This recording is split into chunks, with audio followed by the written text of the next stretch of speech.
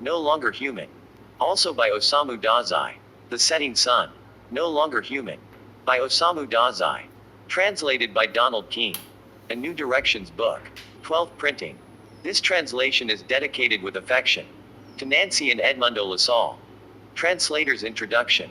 I think that Osamu Dazai would have been gratified by the reviews his novel The Setting Sun received when the English translation was published in the United States. Even though some of the critics were distressed by the picture the book drew of contemporary Japan, they one and all discussed it in the terms reserved for works of importance.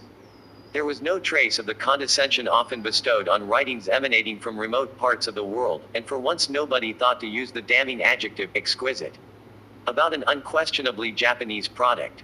It was judged among its peers, the moving and beautiful books of the present generation. One aspect of The Setting Sun puzzled many readers, however, and may puzzle others in Dazai's second novel No Longer Human, won the role of Western culture in Japanese life today. Like Yozo, the chief figure of No Longer Human, Dazai grew up in a small town in the remote north of Japan, and we might have expected his novels to be marked by the simplicity, love of nature and purity of sentiments of the inhabitants of such a place. However, Dazai's family was rich and educated, and from his childhood days he was familiar with European literature, American movies, reproductions of modern paintings and sculpture and much else of our civilization. These became such important parts of his own experience that he could not help being influenced by them, and he mentioned them quite as freely as might any author in Europe or America. In reading his works, however, we are sometimes made aware that Dazai's understanding or use of these elements of the West is not always the same as ours. It is easy to conclude from this that Dazai had only half digested them, or even that the Japanese as a whole have somehow misappropriated our culture. I confess that I find this parochialism curious in the United States. Here where our suburbs are jammed with a variety of architecture which bears no relation to the antecedents of either the builders or the dwellers. Where white people sing Negro spirituals and a Negro soprano sings Lucia di Lammermoor at the Metropolitan Opera. Where our celebrated national dishes, the Frankfurter, the hamburger and chow mein, betray by their very names non-American origins. Can we with honesty rebuke the Japanese for a lack of purity in their modern culture? And can we criticize them for borrowing from us when we are almost as conspicuously in their debt? We find it normal that we drink tea, their beverage, but curious that they should drink whiskey, ours. Our professional decorators, without thinking to impart to us an adequate background in Japanese aesthetics, decree that we should brighten our rooms with Buddhist statuary or with lamps in the shapes of paper lanterns. Yet we are apt to find it incongruous if a Japanese ornaments his room with examples of Christian religious art or a lamp of Venetian glass. Why does it seem so strange that another country should have a culture as conglomerate as our own? There are, it is true, works of recent Japanese literature which are relatively untouched by Western influence. Some of them are splendidly written, and convince us that we are getting from them what is most typically Japanese in modern fiction. If, however, we do not wish to resemble the Frenchman who finds the detective story the only worthwhile part of American literature, we must also be willing to read Japanese novels in which a modern, by modern I mean Western, intelligence is at work. A writer with such an intelligence, Dazai was one, may also be attracted to the Japanese traditional culture, but it will virtually be with the eyes of a foreigner who finds it appealing but remote. Dostoevsky and Proust are much closer to him than any Japanese writer of, say, the 18th century. Yet we should be unfair to consider such a writer a cultural déraciné. He is not much farther removed from his 18th century, after all, than we are from ours. In his case, to be sure, a foreign culture has intervened, but that culture is now in its third generation in Japan. No Japanese thinks of his business suit as an outlandish or affected garb. It is not only what he normally wears, but was probably also the costume of his father and grandfather before him. To wear Japanese garments would actually be strange and uncomfortable for most men. The majority of Japanese of today wear modern Western culture also as they wear their clothes, and to keep reminding them that their ancestors originally attired themselves otherwise is at once bad manners and foolish. It may be wondered at the same time if the Japanese knowledge of the West is more than a set of clothes, however long worn or well tailored. Only a psychologist could properly attempt to answer so complex a question, although innumerable casual visitors to Japan have readily opined that under the foreign exterior the Japanese remain entirely unlike ourselves. I find this view hard to accept. It is true that the Japanese of today differ from Americans, perhaps not more, however, than do Greeks or Portuguese, but they are certainly much more like Americans than they are like their ancestors of 100 years ago. As far as literature is concerned, the break with the Japanese past is almost complete.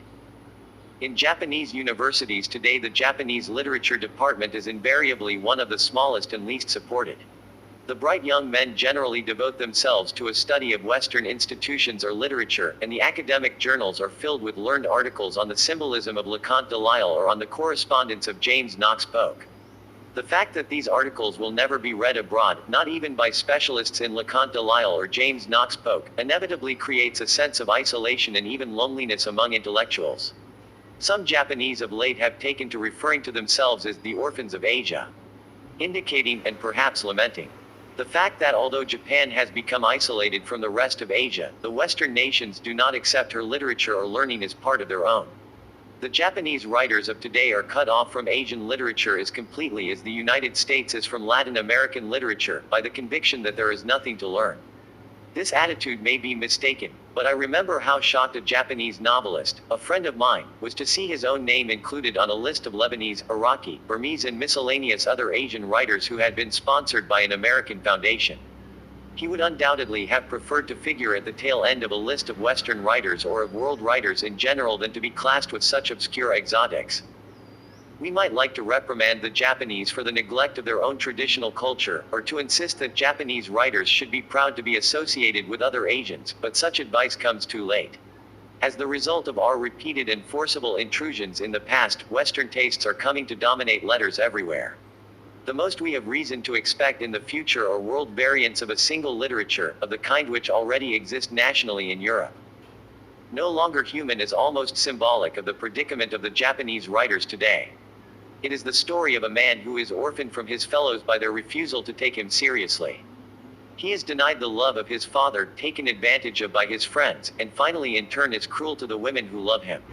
He does not insist because of his experiences that the others are all wrong and he alone right. On the contrary, he records with devastating honesty his every transgression of a code of human conduct which he cannot fathom. Yet, as Dazai realized, if the I of the novel did not, the cowardly acts and moments of abject collapse do not tell the whole story. In a superb epilogue, the only objective witness testifies, he was an angel. And we are suddenly made to realize the incompleteness of Yozo's portrait of himself. In the way that most men fail to see their own cruelty, Yozo had not noticed his gentleness and his capacity for love. Yozo's experiences are certainly not typical of all Japanese intellectuals, but the sense of isolation which they feel between themselves and the rest of the world is perhaps akin to Yozo's conviction that he alone is not human. Again, his frustrations at the university, his unhappy involvement with the Communist Party, his disastrous love affairs, all belong to the past of many writers of today. At the same time, detail after detail clearly is derived from the individual experience of Osamu Dazai himself.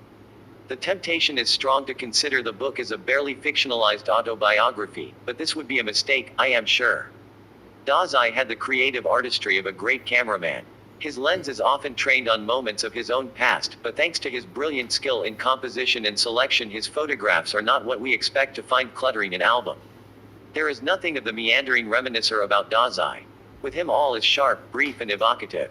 Even if each scene of No Longer Human were the exact reproduction of an incident from Dazai's life, of course this is not the case, his technique would qualify the whole of the work as one of original fiction. No Longer Human is not a cheerful book, yet its effect is far from that of a painful wound gratuitously inflicted on the reader. As a reviewer, Richard Gilman in Jubilee wrote of Dazai's earlier novel, such is the power of art to transfigure what is objectively ignoble or depraved that the setting sun is actually deeply moving and even inspiriting. To know the nature of despair and to triumph over it in the ways that are possible to oneself, imagination was Dazai's only weapon, is surely a sort of grace. Donald Keene. One, the literal translation of the original title Ninjin Shikaku is disqualified as a human being. I have elsewhere referred to this same novel as the disqualified. Prologue. I have seen 3 pictures of the man. The first, a childhood photograph you might call it, shows him about the age of 10, a small boy surrounded by a great many women, his sisters and cousins, no doubt. He stands in brightly checked trousers by the edge of a garden pond. His head is tilted at an angle 30 degrees to the left, and his teeth are bared in an ugly smirk. Ugly. You may well question the word, for insensitive people, that is to say, those indifferent to matters of beauty and ugliness, would mechanically comment with a bland, vacuous expression, "What an adorable little boy." It is quite true that what commonly passes for adorable is sufficiently present in this child's face to give a modicum of meaning to the compliment. But I think that anyone who had ever been subjected to the least exposure to what makes for beauty would most likely toss the photograph to one side with the gesture employed in brushing away a caterpillar, and mutter in profound revulsion, "What a dreadful child." Indeed, the more carefully you examine the child's smiling face, the more you feel an indescribable, unspeakable horror creeping over you. You see that it is actually not a smiling face at all. The boy has not a suggestion of a smile. Look at his tightly clenched fists if you want proof. No human being can smile with his fists doubled like that. It is a monkey. A grinning monkey face. The smile is nothing more than a puckering of ugly wrinkles. The photograph reproduces an expression so freakish, and at the same time so unclean and even nauseating, that your impulse is to say, "What a wizened, hideous little boy." I have never seen a child with such an unaccountable expression. The face in the second snapshot is startlingly unlike the first.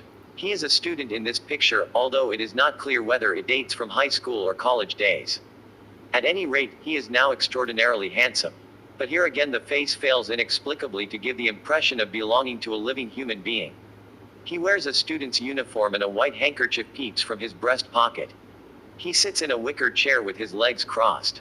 Again he is smiling, this time not the wizened monkey's grin but a rather adroit little smile. And yet somehow it is not the smile of a human being. It utterly lacks substance, all of what we might call the heaviness of blood. Or perhaps the solidity of human life. It has not even a bird's weight. It is merely a blank sheet of paper, light as a feather, and it is smiling. The picture produces, in short, a sensation of complete artificiality. Pretense, insincerity, fatuousness, none of these words quite covers it. And of course you couldn't dismiss it simply as dandyism. In fact, if you look carefully you will begin to feel that there is something strangely unpleasant about this handsome young man. I have never seen a young man whose good looks were so baffling. The remaining photograph is the most monstrous of all. It is quite impossible in this one even to guess the age, though the hair seems to be streaked somewhat with gray. It was taken in a corner of an extraordinarily dirty room. You can plainly see in the picture how the wall is crumbling in 3 places. His small hands are held in front of him. This time he is not smiling. There is no expression whatsoever. The picture has a genuinely chilling, foreboding quality, as if it caught him in the act of dying as he sat before the camera, his hands held over a heater. That is not the only shocking thing about it. The head is shown quite large, and you can examine the features in detail. The forehead is average, the wrinkles on the forehead average, the eyebrows also average, the eyes, the nose, the mouth, the chin. The face is not merely devoid of expression, it fails even to leave a memory. It has no individuality. I have only to shut my eyes after looking at it to forget the face. I can remember the wall of the room, the little heater, but all impression of the face of the principal figure in the room is blotted out. I am unable to recall a single thing about it. This face could never be made the subject of a painting, not even of a cartoon. I open my eyes. There is not even the pleasure of recollecting. Of course, that's the kind of face it was. To state the matter in the most extreme terms. When I open my eyes and look at the photograph a second time I still cannot remember it. Besides, it rubs against me the wrong way, and makes me feel so uncomfortable that in the end I want to avert my eyes. I think that even a death mask would hold more of an expression, leave more of a memory. That effigy suggests nothing so much as a human body to which a horse's head has been attached. Something ineffable makes the beholder shudder in distaste. I have never seen such an inscrutable face on a man. The first notebook. Mine has been a life of much shame. I can't even guess myself what it must be to live the life of a human being. I was born in a village in the Northeast, and it wasn't until I was quite big that I saw my first train. I climbed up and down the station bridge, quite unaware that its function was to permit people to cross from one track to another. I was convinced that the bridge had been provided to lend an exotic touch and to make the station premises a place of pleasant diversity, like some foreign playground. I remained under this delusion for quite a long time, and it was for me a very refined amusement indeed to climb up and down the bridge. Thought that it was one of the most elegant services provided by the railways. When later I discovered that the bridge was nothing more than a utilitarian device, I lost all interest in it. Again, when as a child I saw photographs of subway trains in picture books, it never occurred to me that they had been invented out of practical necessity. I could only suppose that riding underground instead of on the surface must be a novel and delightful pastime. I have been sickly ever since I was a child and have frequently been confined to bed. How often as I lay there I used to think what uninspired decorations sheets and pillowcases make. It wasn't until I was about 20 that I realized that they actually served a practical purpose, and this revelation of human dullness stirred dark depression in me. Again, I have never known what it means to be hungry. I don't mean by this statement that I was raised in a well-to-do family. I have no such banal intent. I mean that I have had not the remotest idea of the nature of the sensation of hunger. It sounds peculiar to say it, but I have never been aware that my stomach was empty. When as a boy I returned home from school, the people at home would make a great fuss over me. "You must be hungry. We remember what it's like, how terribly hungry you feel by the time you get home from school. How about some jelly beans? There's cake and biscuits too." Seeking to please, as I invariably did, I would mumble that Jay was hungry, and stuff a dozen jelly beans in my mouth, but what they meant by feeling hungry completely escaped me. Of course I do eat a great deal all the same, but I have almost no recollection of ever having done so out of hunger. Unusual or extravagant things tempt me, and when I go to the house of somebody else I eat almost everything put before me, even if it takes some effort. As a child, the most painful part of the day was unquestionably mealtime, especially in my own home. At my house in the country, the whole family, we were about 10 in number, ate together, lined up in two facing rows at table. Being the youngest child, I naturally sat at the end. The dining room was dark, and the sight of the 10 or more members of the household eating their lunch, or whatever the meal was, in gloomy silence was enough to send chills through me. Besides, this was an old-fashioned country household where the food was more or less prescribed, and it was useless even to hope for unusual or extravagant dishes. I dreaded mealtime more each day. I would sit there at the end of the table in the dimly lit room and, trembling all over as with the cold, I would lift a few morsels of food to my mouth and push them in. Why must human beings cat 3 meals every single day? What extraordinarily solemn faces they all make as they eat. It seems to be some kind of ritual. 3 times every day at the regulated hour the family gathers in this gloomy room. The places are all laid out in the proper order, and, regardless of whether we're hungry or not, we munch our food in silence, with lowered eyes. Who knows? It may be an act of prayer to propitiate whatever spirits may be lurking around the house. Quote. At times I went so far as to think in such terms.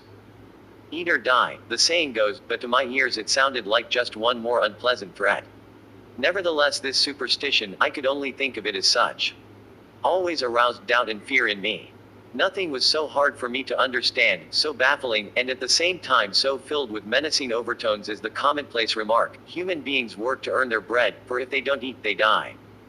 In other words, you might say that I still have no understanding of what makes human beings tick. My apprehension on discovering that my concept of happiness seemed to be completely at variance with that of everyone else was so great as to make me toss sleeplessly and groan night after night in my bed. It drove me indeed to the brink of lunacy. I wonder if I have actually been happy. People have told me, really more times than I can remember, ever since I was a small boy, how lucky I was, but I have always felt as if I were suffering in hell.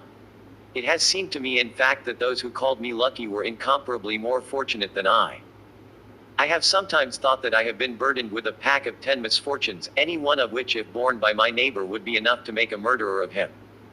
I simply don't understand. I have not the remotest clue what the nature or extent of my neighbor's woes can be. Practical troubles, griefs that can be assuaged if only there is enough to eat, these may be the most intense of all burning hells, horrible enough to blast to smithereens my 10 misfortunes, but that is precisely what I don't understand. If my neighbors manage to survive without killing themselves, without going mad, maintaining an interest in political parties, not yielding to despair, resolutely pursuing the fight for existence, can their griefs really be genuine?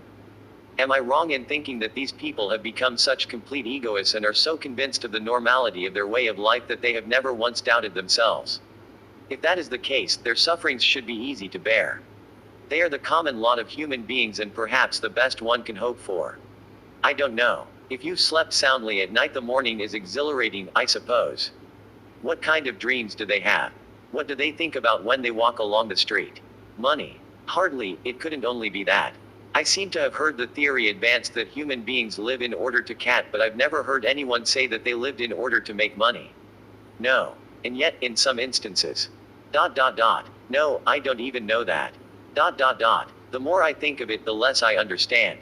All I feel are the assaults of apprehension and terror at the thought that I am the only one who is entirely unlike the rest.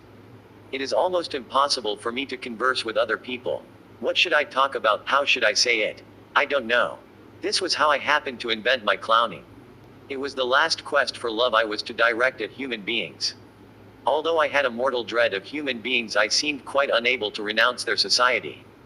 I managed to maintain on the surface a smile which never deserted my lips. This was the accommodation I offered to others, a most precarious achievement performed by me only at the cost of excruciating efforts within. As a child, I had absolutely no notion of what others, even members of my own family, might be suffering or what they were thinking. I was aware only of my own unspeakable fears and embarrassments. Before anyone realized it, I had become an accomplished clown, a child who never spoke a single truthful word. I have noticed that in photographs of me taken about that time together with my family, the others all have serious faces. Only mine is invariably contorted into a peculiar smile. This was one more variety of my childish, pathetic antics. Again, I never once answered back anything said to me by my family. The least word of reproof struck me with the force of a thunderbolt and drove me almost out of my head. Answer back. Far from it, I felt convinced that their reprimands were without doubt voices of human truth speaking to me from eternities past. I was obsessed with the idea that since I lacked the strength to act in accordance with this truth, I might already have been disqualified from living among human beings. This belief made me incapable of arguments or self-justification. Whenever anyone criticized me, I felt certain that I had been living under the most dreadful misapprehension. I always accepted the attack in silence, though inwardly so terrified as almost to be out of my mind. It is true, I suppose, that nobody finds it exactly pleasant to be criticized or shouted at, but I see in the face of the human being raging at me a wild animal in its true colors, one more horrible than any lion, crocodile or dragon. People normally seem to be hiding this true nature, but an occasion will arise, as when an ox sedately ensconced in a grassy meadow suddenly lashes out with its tail to kill the horsefly on its flank. When anger makes them reveal in a flash human nature in all its horror. Seeing this happen has always induced in me a fear great enough to make my hair stand on end, and at the thought that this nature might be one of the prerequisites for survival as a human being, I have come close to despairing of myself. I have always shook with fright before human beings. Unable as I was to feel the least particle of confidence in my ability to speak and act like a human being, I kept my solitary agonies locked in my breast.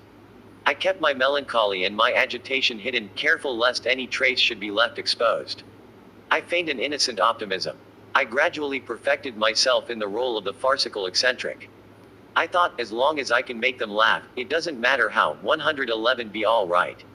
If I succeed in that, the human beings probably won't mind it too much if I remain outside their lives. The one thing I must avoid is becoming offensive in their eyes. I shall be nothing, the wind, the sky. My activities as jester, a role born of desperation, were extended even to the servants, whom I feared even more than my family because I found them incomprehensible. In the summer I made everybody laugh by sauntering through the house wearing a red woolen sweater under my cotton kimono.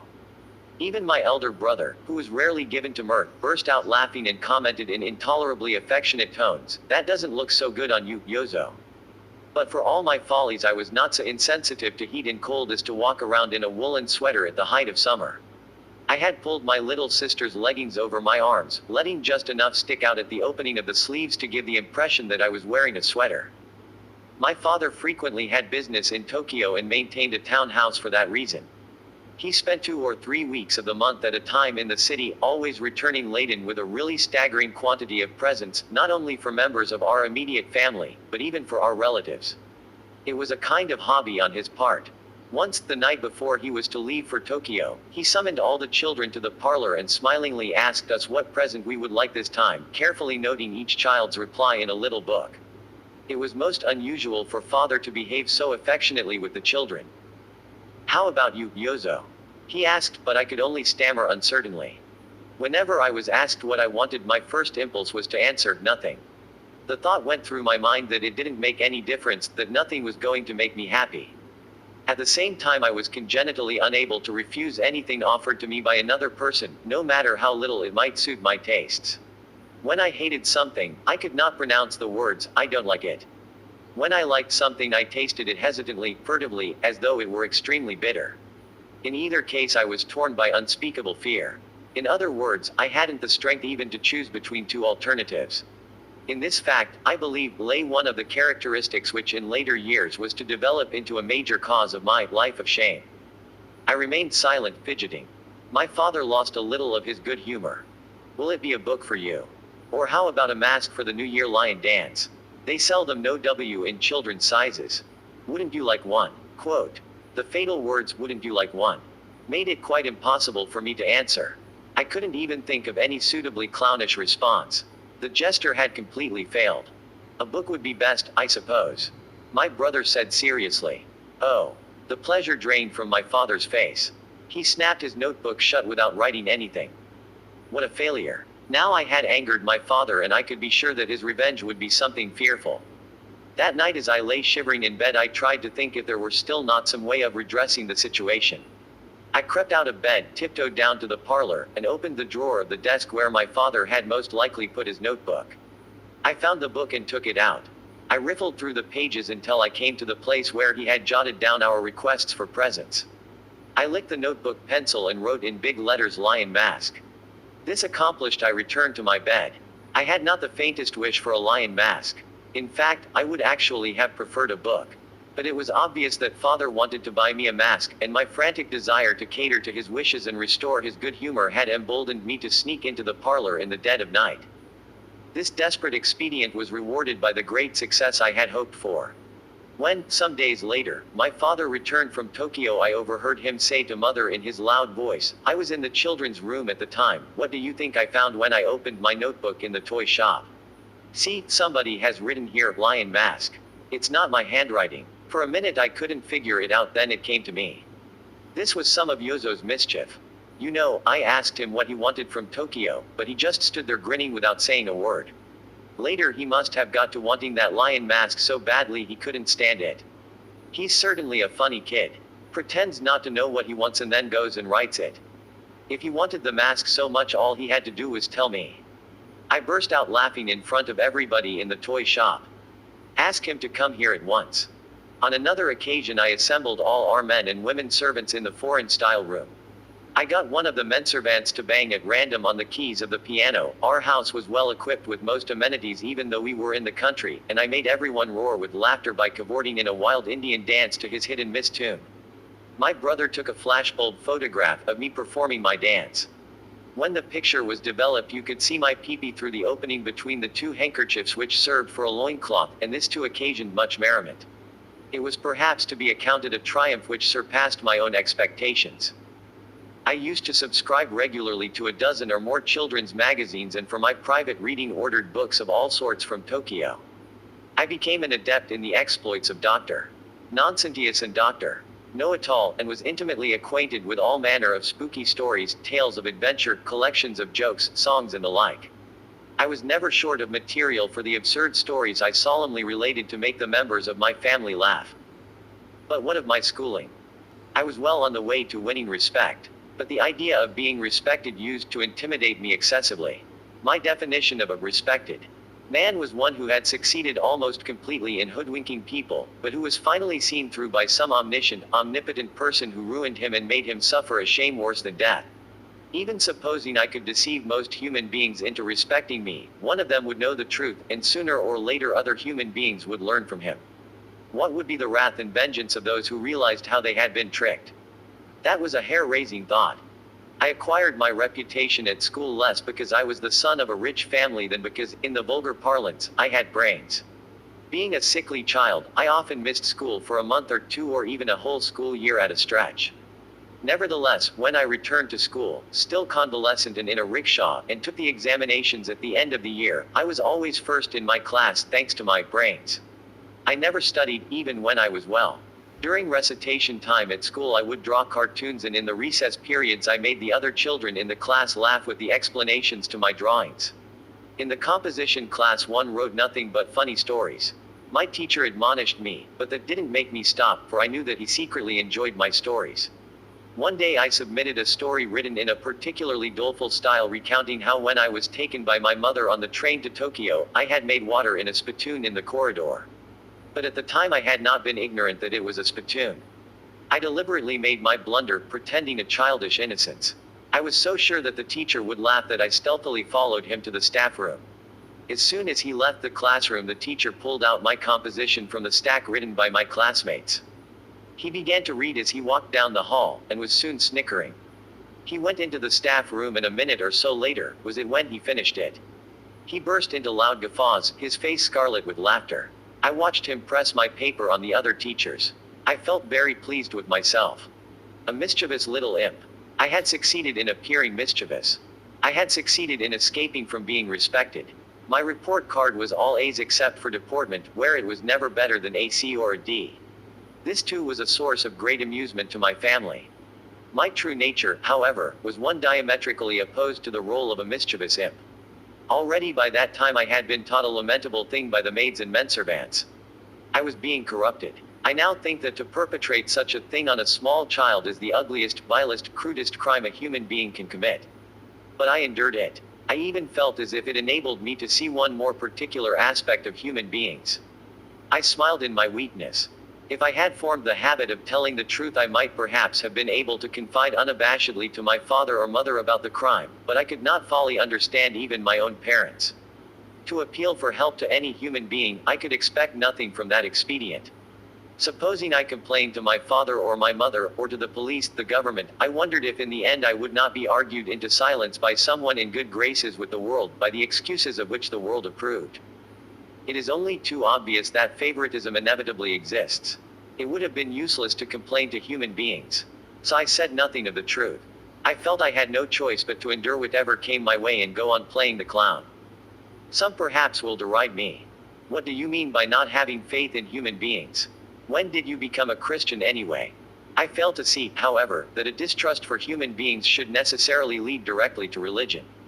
Is it not true, rather, that human beings, including those who may now be deriding me, are living in mutual distrust, giving not a thought to God or anything else? There was something that happened when I was a small boy. A celebrated figure of the political party to which my father belonged had come to deliver a speech in our town, and I had been taken by the servants to the theater to hear him. The house was packed. Everybody in town who was especially friendly to my father was present and enthusiastically applauding. When the speech was over, the audience filtered out in threes and fives into the night. As they set out for home on the snow-covered roads, they were scathingly commenting on the meeting. I could distinguish among the voices those of my father's closest friends complaining in tones almost of anger about how inept my father's opening remarks had been, and how difficult it was to make head or tail out of the great man's address. Then these men stopped by my house, went into our parlor, and told my father with expressions of genuine delight on their faces what a great success the meeting had been. Even the servants, when asked by my mother about the meeting, answered as if it were their spontaneous thought that it had been really interesting.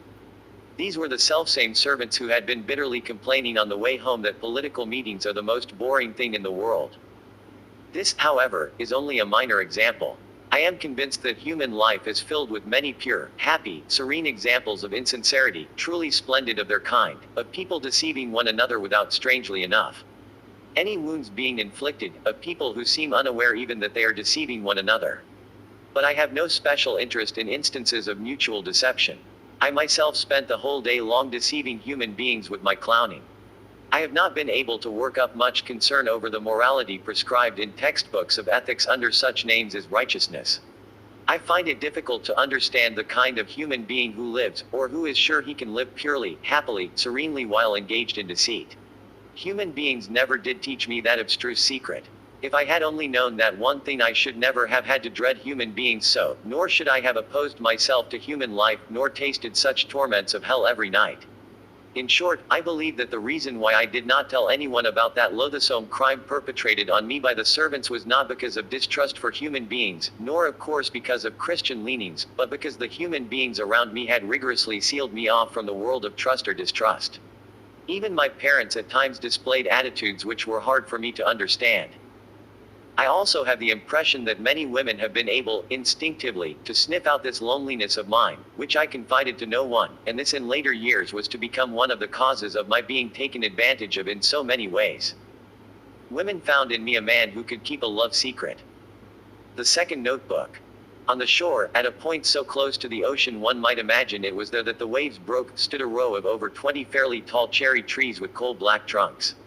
Every April when the new school year was about to begin, these trees would display their dazzling blossoms and their moist brown leaves against the blue of the sea.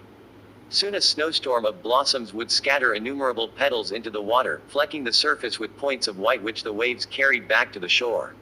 This beach strewn with cherry blossoms served as the playground of the high school I attended. Stylized cherry blossoms flowered even on the badge of the regulation school cap and on the buttons of our uniforms. A distant relative of mine had a house nearby, which was one reason why my father had especially selected for me this school of cherry blossoms by the sea. I was left in the care of the family, whose house was so close to the school that even after the morning bell had rung I could still make it to my class in time if I ran. That was the kind of lazy student I was, but I nevertheless managed, thanks to my accustomed antics, to win popularity with my schoolmates. This was my first experience living in a strange town. I found it far more agreeable than my native place. One might attribute this, perhaps, to the fact that my clowning had by this time become so much a part of me that it was no longer such a strain to trick others. I wonder, though, if it was not due instead to the incontestable difference in the problem involved in performing before one's own family and strangers, or in one's own town and elsewhere. This problem exists no matter how great a genius one may be. An actor dreads most the audience in his hometown. I imagine the greatest actor in the world would be quite paralyzed in a room where all his family and relatives were gathered to watch him. But I had learned to play my part. I had moreover been quite a success. It was inconceivable that so talented an actor would fail away from home. The fear of human beings continued to writhe in my breast. I am not sure whether more or less intensely than before, but my acting talents had unquestionably matured. I could always convulse the classroom with laughter, and even as the teacher protested what a good class it would be if only I were not in it, he would be laughing behind his hand. At a word from me, even the military drill instructor, whose more usual idiom was a barbarous, thunderous roar, would burst into helpless laughter. Just when I had begun to relax my guard a bit, fairly confident that I had succeeded by now in concealing completely my true identity, I was stabbed in the back quite unexpectedly. The assailant, like most people who stab in the back, bordered on being a simpleton, the puniest boy in the class, whose scrofulous face and floppy jacket with sleeves too long for him was complemented by a total lack of proficiency in his studies and by such clumsiness in military drill and physical training that he was perpetually designated as an onlooker. Not surprisingly, I failed to recognize the need to be on my guard against him. That day Takeiki, that was the boy's name, as I recall, was as usual onlooking. During the physical training period while the rest of us drilled on the horizontal bar. Deliberately assuming as solemn a face as I could muster, I lunged overhead at the bar, shouting with the effort. I missed the bar and sailed on as if I were making a broad jump, landing with a thud in the sand on the scat of my pants. This failure was entirely premeditated, but everybody burst out laughing, exactly as I had planned. I got to my feet with a rueful smile and was brushing the hand from my pants when Takeiki, who had crept up from somewhere behind, poked me in the back. He murmured, "You did it on purpose." I trembled all over. I might have guessed that someone would detect that I had deliberately unused the bar, but that Takeiki should have been the one came as a bolt from the blue. I felt as if I had seen the world before me burst in an instant into the raging flames of hell. It was all I could do to suppress a wild shriek of terror. The ensuing days were imprinted with my anxiety and dread.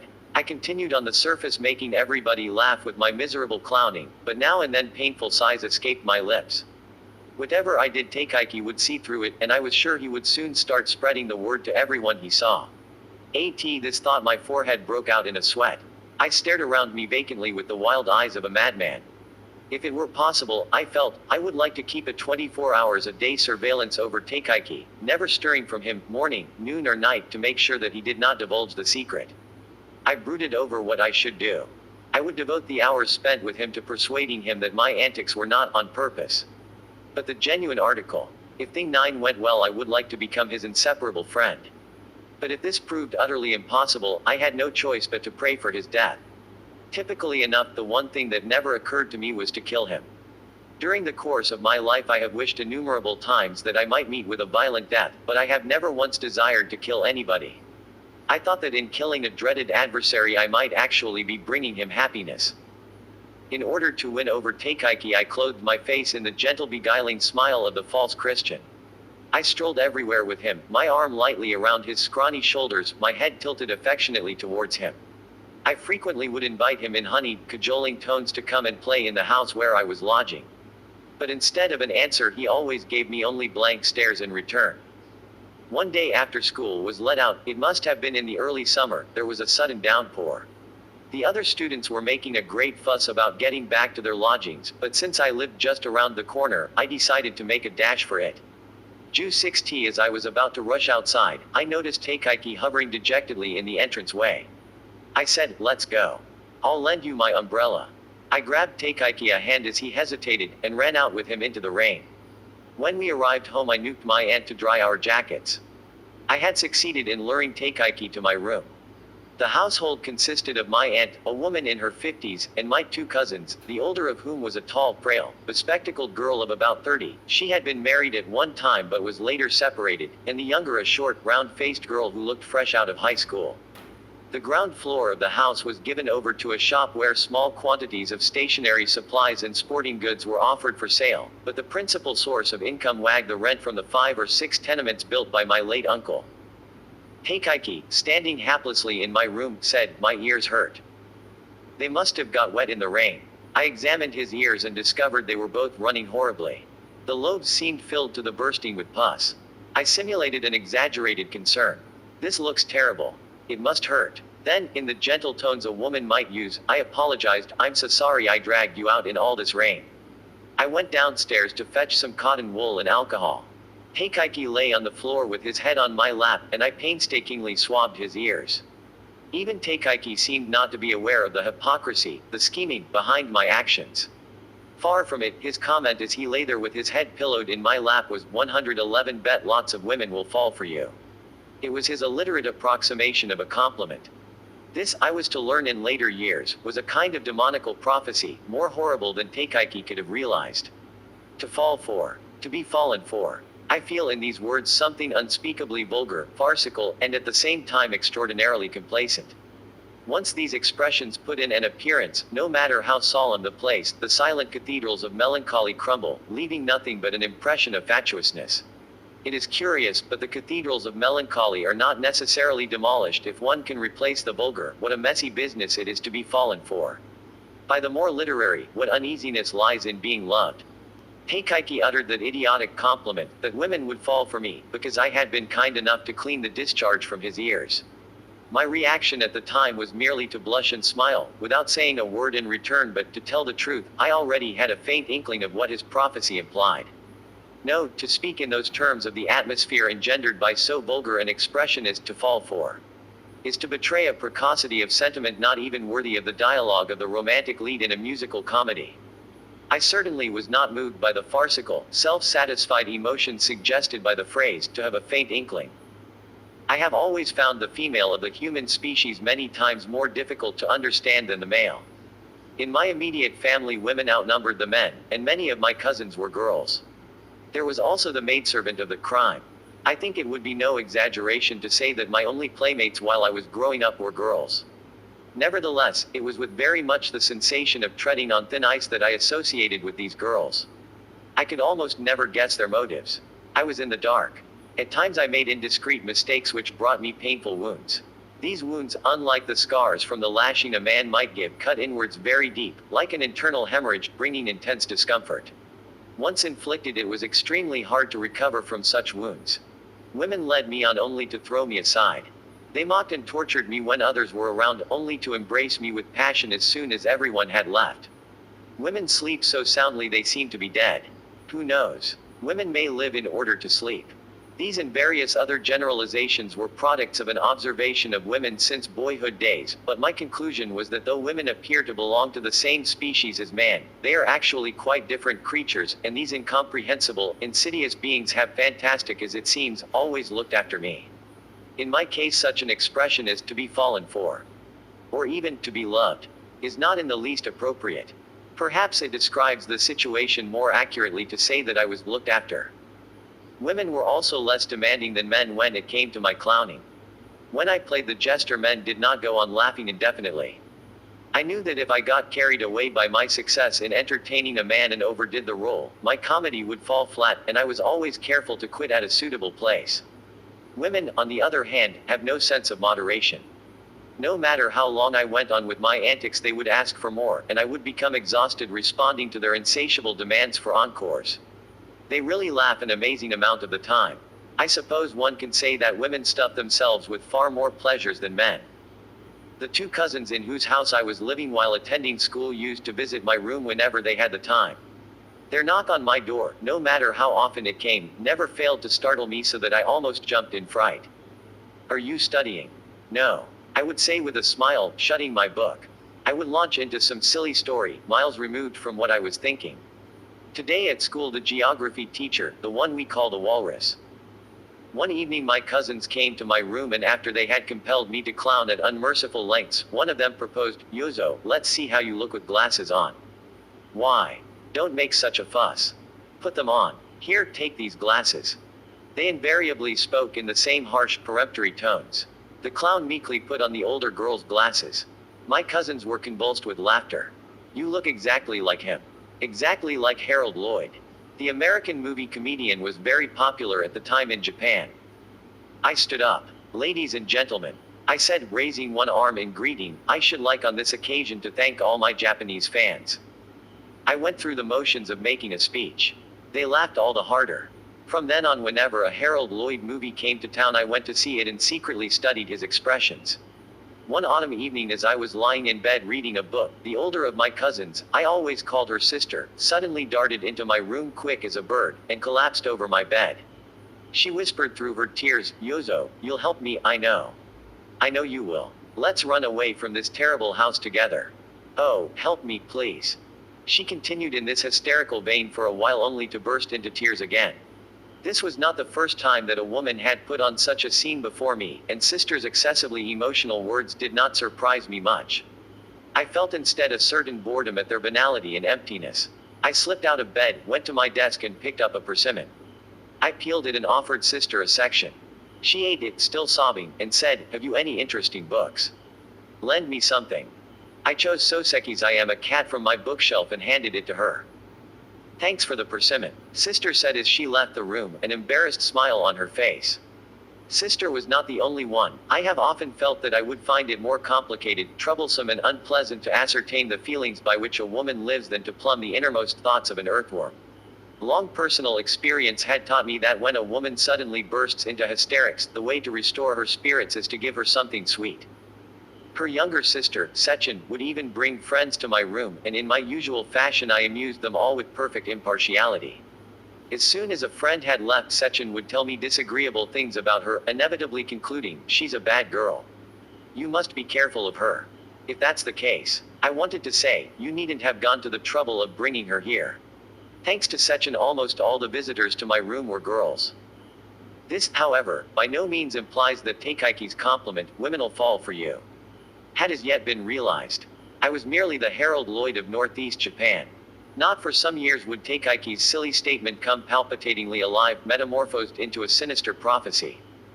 Teikaiki made one other important gift to me. One day he came to my room to play. He was waving a brightly colored picture which he proudly displayed. "It's a picture of a ghost," he explained. I was startled. That instant, as I could not help feeling in later years, determined my path of escape. I knew what Teikaiki was showing me. I knew that it was only the familiar self-portrait of Van Gogh. When we were children, the French Impressionist school was very popular in Japan, and our first introduction to an appreciation of Western painting most often began with such works. The paintings of Van Gogh, Gauguin, Cézanne and Renoir were familiar even to students at country schools, mainly through photographic reproductions. I myself had seen quite a few colored photographs of Van Gogh's paintings. His brushwork and the vividness of his colors had intrigued me, but I had never imagined his pictures to be of ghosts. I took from my bookshelf a volume of Modigliani reproductions, and showed Teikaiki the familiar nudes with skin the color of burnished copper. "How about these? Do you suppose they're ghosts too?" Quote, "They're terrific." Teikaiki widened his eyes in admiration. "This one looks like a horse out of hell. They really are ghosts then, aren't they? I wish I could paint pictures of ghosts like that," said Teikaiki. There are some people whose dread of human beings is so morbid that they reach a point where they yearn to see with their own eyes monsters of ever more horrible shapes. And the more nervous they are, the quicker to take fright, the more violent they pray that every storm will be. Painters who have had this mentality, after repeated wounds and intimidations at the hands of the apparitions called human beings, have often come to believe in phantasms. They plainly saw monsters in broad daylight, in the midst of nature. And they did not fob people off with clowning. They did their best to depict these monsters just as they had appeared. Takeuchi was right. They had dared to paint pictures of devils. These, I thought, would be my friends in the future. I was so excited I could have wept. I'm going to paint too. I'm going to paint pictures of ghosts and devils and horses out of hell. My voice as I spoke these words to Takeuchi was lowered to a barely audible whisper, why I don't know. Ever since elementary school days I enjoyed drawing and looking at pictures. But my pictures failed to win the reputation among my fellow students that my comic stories did. I have never had the least trust in the opinions of human beings, and my stories represented to me nothing more than the clown's gesture of greeting to his audience. They enraptured all of my teachers, but for me they were devoid of the slightest interest. Only to my paintings, to the depiction of the object, my cartoons were something else again. Did I devote any real efforts of my original though childish style? The copybooks for drawing we used at school were dreary. The teachers' pictures were incredibly inept. And I was obliged to experiment for myself entirely without direction, using every method of expression which came to me. I owned a set of oil paints and brushes from the time I entered high school. I sought to model my techniques on those of the Impressionist school, but my pictures remained flat as paper cutouts, and seemed to offer no promise of ever developing into anything. But Takeuchi's words made me aware that my mental attitude towards painting had been completely mistaken. What superficiality, and what stupidity, there is in trying to depict in a pretty manner things which one has thought pretty. The masters through their subjective perceptions created beauty out of trivialities. They did not hide their interest even in things which were nauseatingly ugly, but soaked themselves in the pleasure of depicting them. In other words, they seemed not to rely in the least on the misconceptions of others. Now that I had been initiated by Takeuchi into these root secrets of the art of painting, I began to do a few self-portraits, taking care that they not be seen by my female visitors. The pictures I drew were so heart-rending as to stupefy even myself. Here was the true self I had so desperately hidden. I had smiled cheerfully. I had made others laugh. But this was the harrowing reality. I secretly affirmed this self, was sure that there was no escape from it, but naturally I did not show my pictures to anyone except Takeuchi. I disliked the thought that I might suddenly be subjected to their suspicious vigilance, when once the nightmarish reality under the clowning was detected. On the other hand, I was equally afraid that they might not recognize my true self when they saw it, but imagined that it was just some new twist to my clowning, occasion for additional snickers. This would have been most painful of all. I therefore hid the pictures in the back of my cupboard. In school drawing classes I also kept secret my ghost style techniques and continued to paint as before in the conventional idiom of pretty things. To Takeuchi, and to him alone, I could display my easily wounded sensibilities, and I did not hesitate now to show him my self-portraits. He was very enthusiastic, and I painted 2 or 3 more, plus a picture of a ghost, earning from Takeuchi the prediction, "You'll be a great painter someday." Not long afterwards I went up to Tokyo. On my forehead were imprinted the 2 prophecies uttered by half-wit Takeuchi. That I would be fallen for. And that I would become a great painter. I wanted to enter an art school, but my father put me into college, intending eventually to make a civil servant out of me. This was the sentence passed on me, and I, who have never been able to answer back, dumbly obeyed. At my father's suggestion I took the college entrance examinations a year early and I passed. By this time I was really quite weary of my high school by the sea and the cherry blossoms. Once in Tokyo I immediately began life in a dormitory, but the squalor and violence appalled me. This time I was in no mood for clowning. I got the doctor to certify that my lungs were affected. I left the dormitory and went to live in my father's townhouse in Ueno. Communal living had proved quite impossible for me. It gave me chills just to hear such words as the ardor of youth. Or youthful pride. I could not by any stretch of the imagination soak myself in college spirit. The classrooms and the dormitory seemed like the dumping grounds of distorted sexual desires, and even my virtually perfected antics were of no use there. When the diet was not in session my father spent only a week or 2 of the month at the house. While he was away, there would be just three of us in the rather imposing mansion, an elderly couple who looked after the premises and myself. I frequently cut classes, but not because I felt like sightseeing in Tokyo. It looks as if I shall end my days without ever having seen the Meiji Shrine, the statue of Kusunoki Masashi, or the tombs of the 47 Ronin. Instead, I would spend whole days in the house reading and painting. When my father was in town, I set out for school promptly every morning, although sometimes I actually went to an art class given by a painter in Hongo, and practiced sketching for 3 or 4 hours at a time with him. Having been able to escape from the college dormitory, I felt rather cynically, this may have been my own bias, that I was now in a rather special position. Even if I attended lectures, it was more like an auditor than a regular student. Attending classes became all the more tedious. I had gone through elementary and high schools and was now in college without ever having been able to understand what was meant by school spirit. I never even tried to learn the school songs.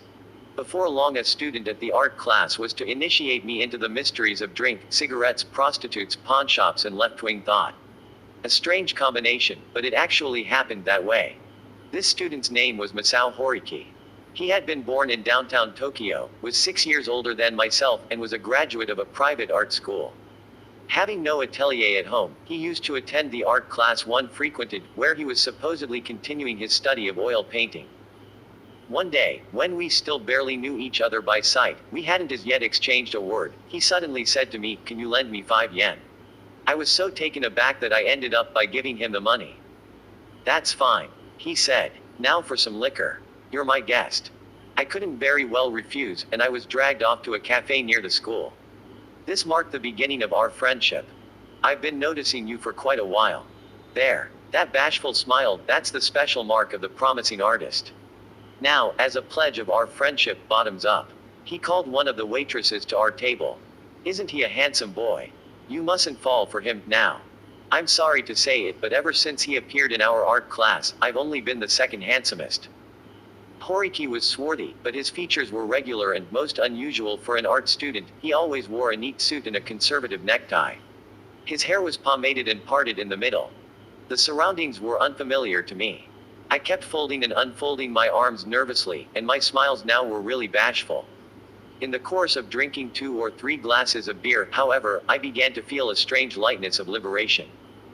I've been thinking I'd like to enter a real art school." "Don't be silly. They're useless. Schools are all useless. The teachers who immerse themselves in nature. The teachers who show profound sympathy for nature." I felt not the least respect for his opinions. I was thinking, he's a fool and his paintings are rubbish, but he might be a good person for me to go out with. For the first time in my life, I had met a genuine city good for nothing. No less than myself, though in a different way, he was entirely removed from the activities of the human beings of the world. We were of one species, if only in that we were both disoriented. At the same time, there was a basic difference in us. He operated without being conscious of his farcicality, or, for that matter, without giving any recognition to the misery of that farcicality. I despised him as one fit only for amusement, a man with whom I associated for that sole purpose. At times I even felt ashamed of our friendship. But in the end, as the result of going out with him, even Horiki proved too strong for me. At first, however, I was convinced that Horiki was a nice fellow, an unusually nice fellow, and despite my habitual dread of human beings, I relaxed my guard to the extent of thinking that I had found a fine guide to Tokyo. To tell the truth, when I first came to the city, I was afraid to board a streetcar because of the conductor. I was afraid to enter the Kabuki theater for fear of the usherettes standing along the sides of the red carpeted staircase at the main entrance. I was afraid to go into a restaurant because I was intimidated by the waiters furtively hovering behind me waiting for my plate to be emptied. Most of all, I dreaded paying a bill. My awkwardness when I handed over the money after buying something did not arise from any stinginess, but from excessive tension, excessive embarrassment, excessive uneasiness and apprehension. My eyes would swim in my head, and the whole world grow dark before me, so that I felt half out of my mind. There was no question of bargaining. Not only did I often forget to pick up my change, but I quite frequently forgot to take home the things I had purchased. It was quite impossible for me to make my way around Tokyo by myself. I had no choice but to spend whole days at a time lolling about the house. So I turned my money over to Horiki and the two of us went out together.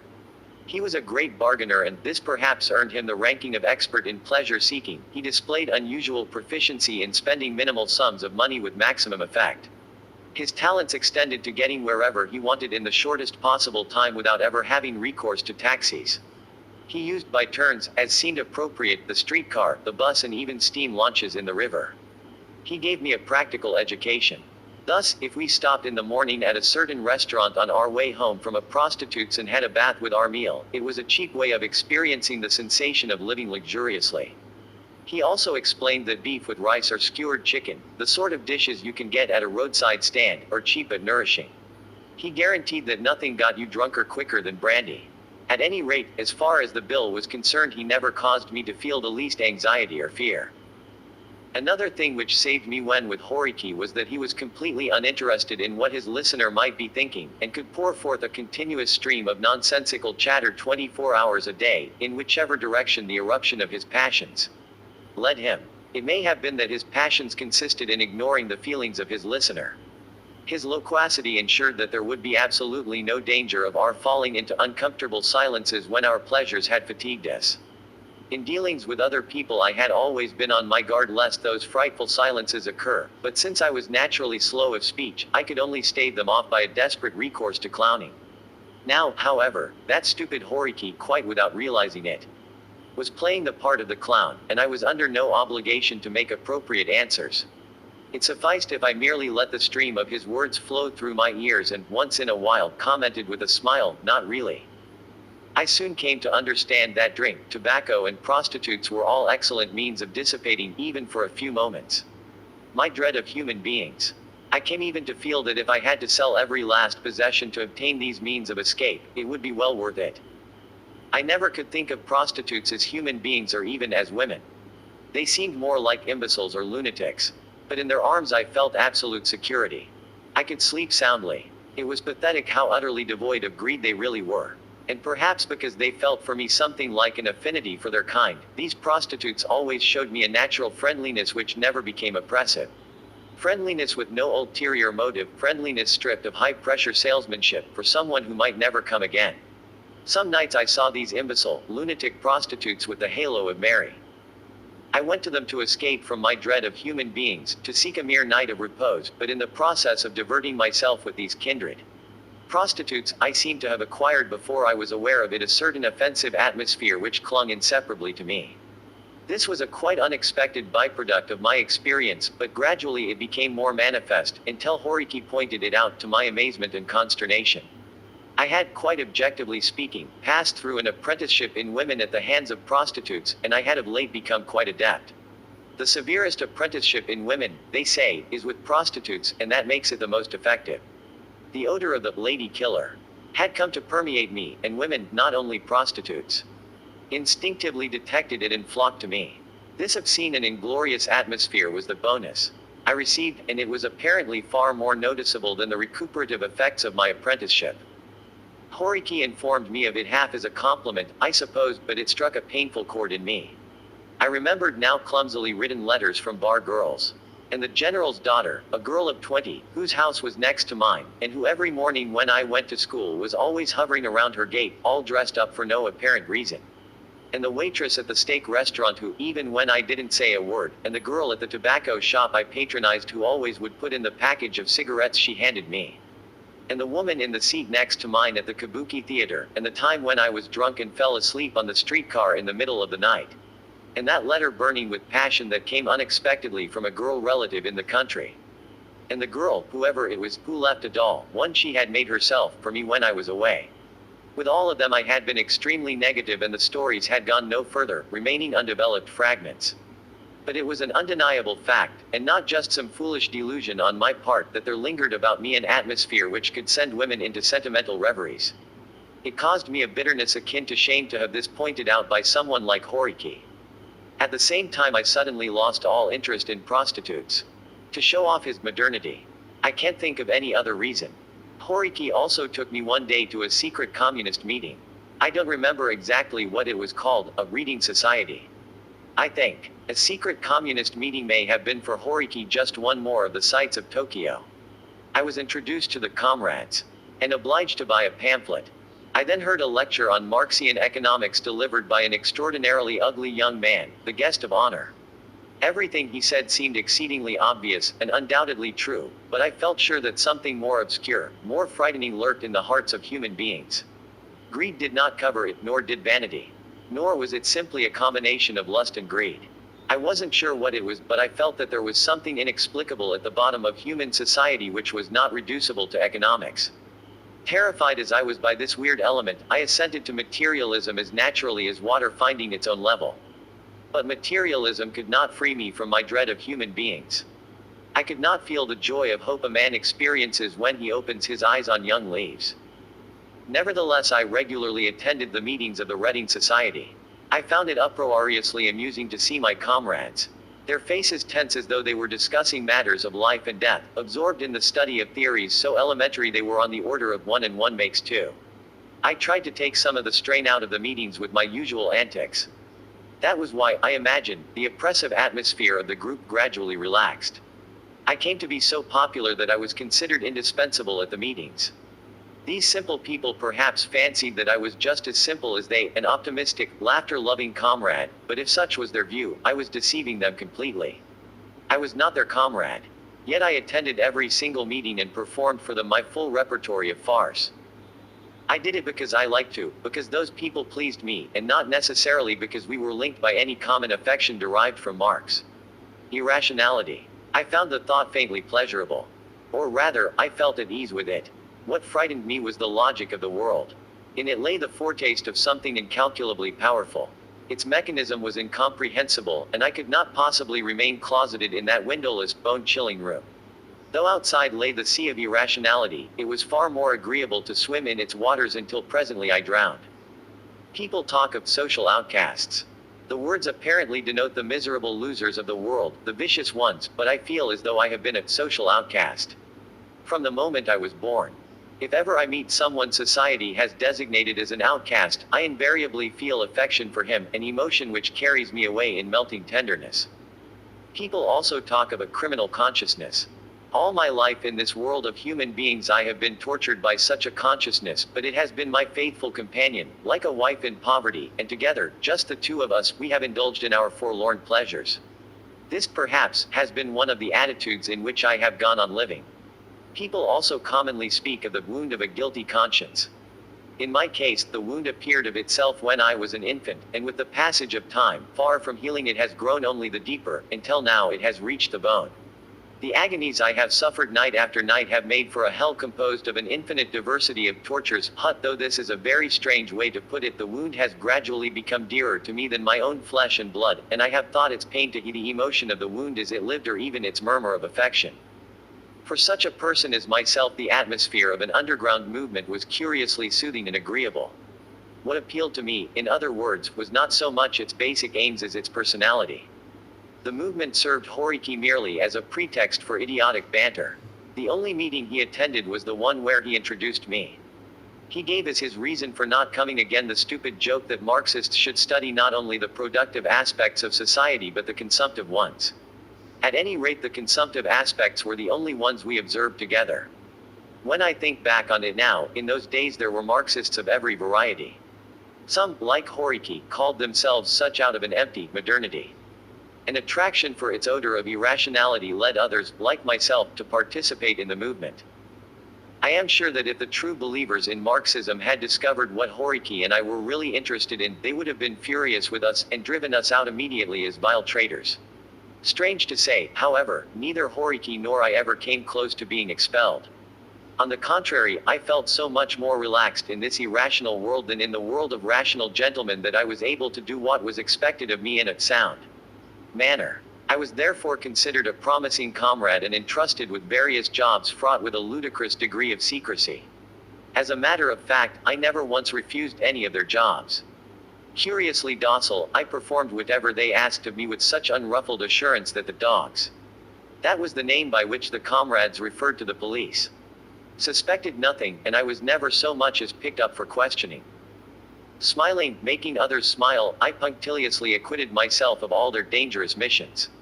The people in the movement observed such excessive precautions, they were perpetually prey to life and death tensions, as to suggest some clumsy imitation of a detective novel.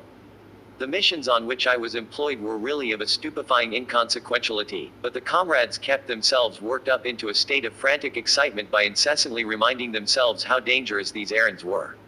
I felt at the time that if I should become a party member and got caught, not even the prospect of spending the rest of my life in prison would bother me. It occurred to me that prison life might actually be pleasanter than groaning away my sleepless nights in a hellish dread of the realities of life, as led by human beings. Even when my father and I were living in the same house, he was kept so busy receiving guests or going out that sometimes 3 or 4 days elapsed without our seeing each other. This, however, did not make his presence any the less oppressive and intimidating. I was just thinking, without as yet daring to propose it, how I would like to leave the house and find lodgings elsewhere, when I learned from our old caretaker that my father apparently intended to sell the house. Father's term of office as a member of the Diet would soon expire, and, doubtless for many reasons, he seemed to have no intention of standing for election again. Perhaps I do not pretend to understand my father's thoughts any better than those of a stranger. He had decided to build a retreat somewhere at home. He never had felt much affection for Tokyo, and he must have concluded that it was pointless to maintain a house with servants just for the convenience of a mere college student like myself. At any rate, the house was sold before long, and I moved to a gloomy room in an old lodging house in Hongo, where I was immediately beset by financial worries. My father had been giving me a fixed allowance for spending money each month.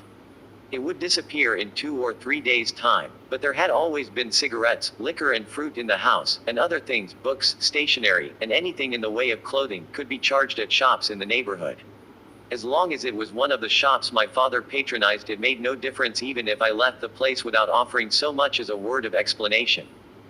Then suddenly I was thrown on my own in lodgings, and had to make ends meet on the allowance doled out each month from home. I was quite at my wit's end.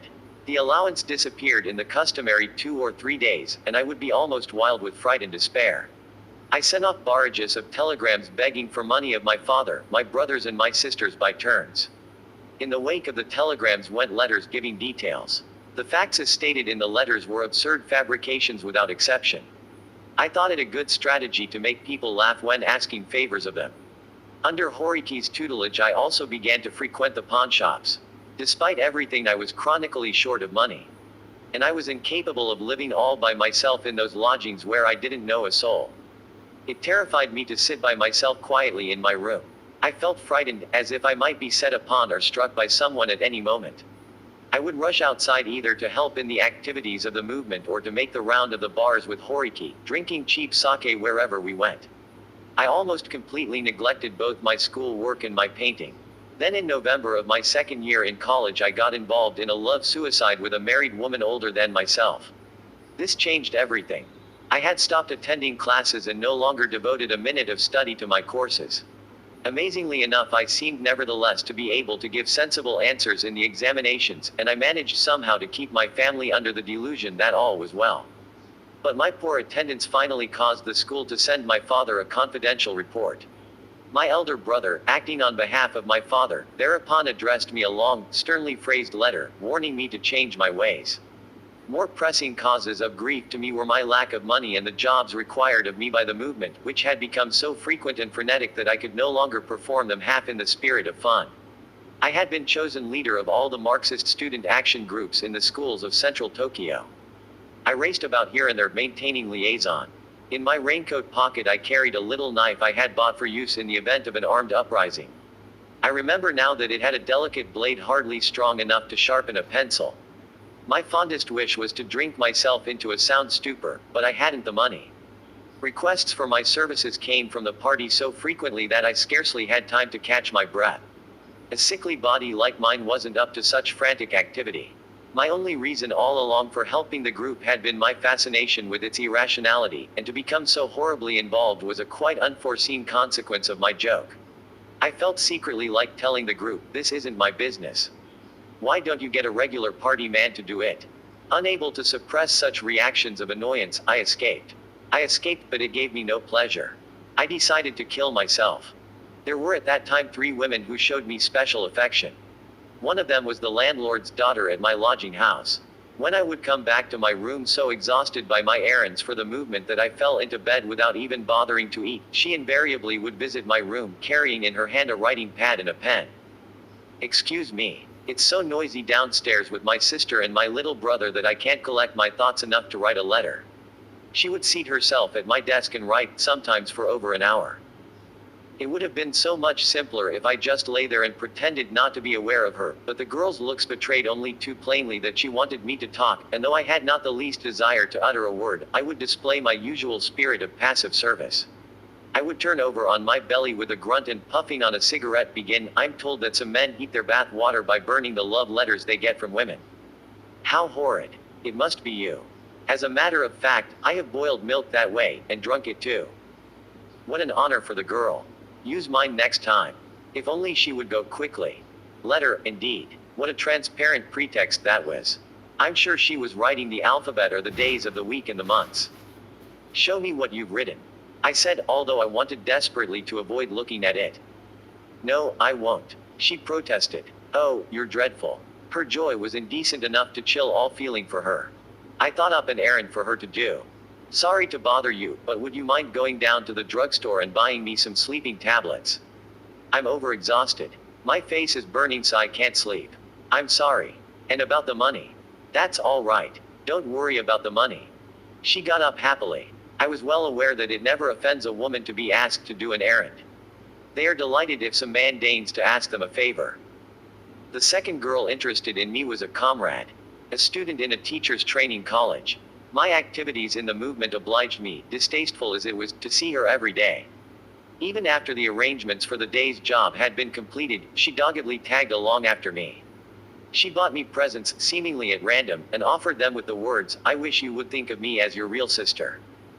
Wincing at the affectation, I would answer, I do, and force a sad little smile.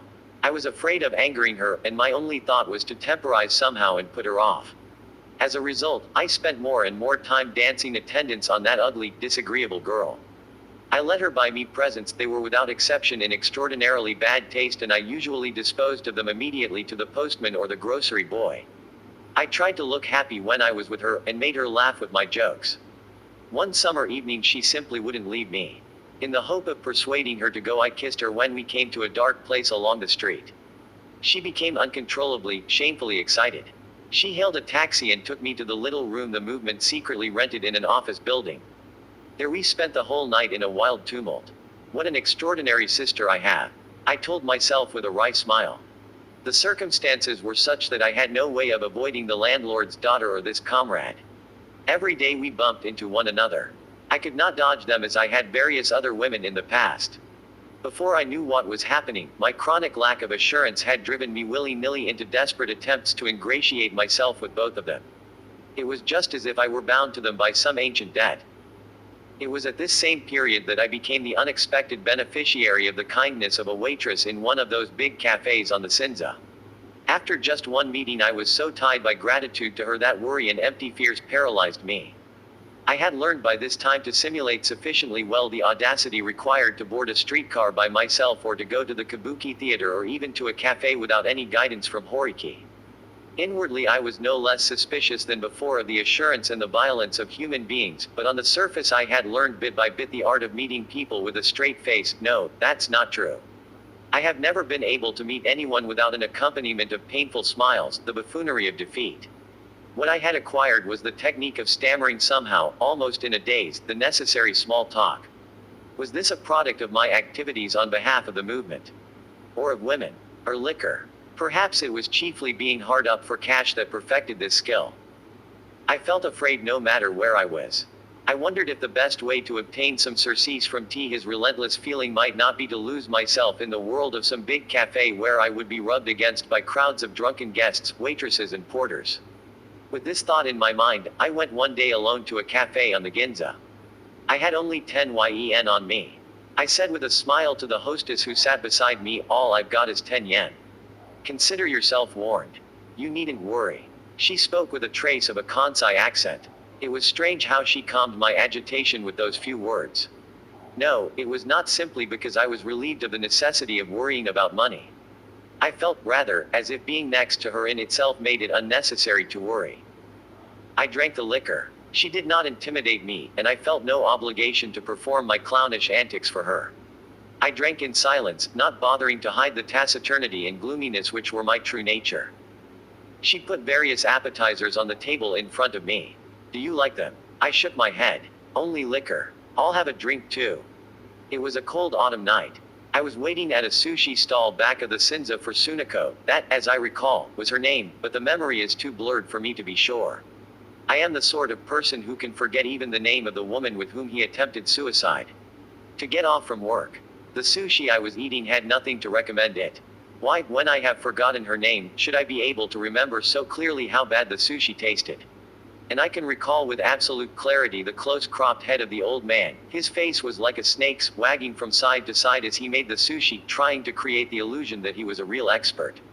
It has happened to me 2 or 3 times since that I have seen on the streetcar what seemed to be a familiar face and wondered who it was, only to realize with a start that the person opposite me looked like the old man from the sushi stall. Now, when her name and even her face are fading from my memory, for me to be able to remember that old man's face so accurately I could draw it, is surely a proof of how bad the sushi was and how it chilled and distressed me. I should add that even when I have been taken to restaurants famous for sushi, I have never enjoyed it much. Sunako was living in a room she rented on the 2nd floor of a carpenter's house. I lay on the floor sipping tea, propping my cheek with one hand as if I had a horrible toothache. I took no pains to hide my habitual gloom. Oddly enough, she seemed to like seeing me lie there that way. She gave me the impression of standing completely isolated. An icy storm whipped around her, leaving only dead leaves careening wildly down. As we lay there together, she told me that she was 2 years older than I, and that she came from Hiroshima. I've got a husband, you know. He used to be a barber in Hiroshima, but we ran away to Tokyo together at the end of last year. My husband couldn't find a decent job in Tokyo. The next thing I knew, he was picked up for swindling someone, and now he's in jail. I've been going to the prison every day, but beginning tomorrow I'm not going anymore. She rambled on, but I have never been able to get interested when women talk about themselves. It may be because women are so inept at telling a story, that is, because they place the emphasis in the wrong places, or for some other reason. In any case, I have always turned them a deaf ear. I feel so unhappy. I am sure that this one phrase whispered to me would arouse my sympathy more than the longest, most painstaking account of a woman's life. It amazes and astonishes me that I have never once heard a woman make this simple statement. This woman did not say, "I feel so unhappy," in so many words, but something like a silent current of misery an inch wide flowed over the surface of her body.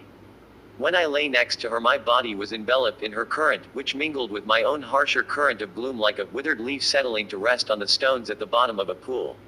I had freed myself from fear and uneasiness. It was entirely different from the feeling of being able to sleep soundly which I had experienced in the arms of those idiot prostitutes. For one thing, the prostitutes were cheerful. The night I spent with that criminal's wife was for me a night of liberation and happiness. The use of so bold a word, affirmatively, without hesitation, will not, I imagine, recur in these notebooks. But it lasted only one night. In the morning, when I woke and got out of bed, I was again the shallow poseur of a clown.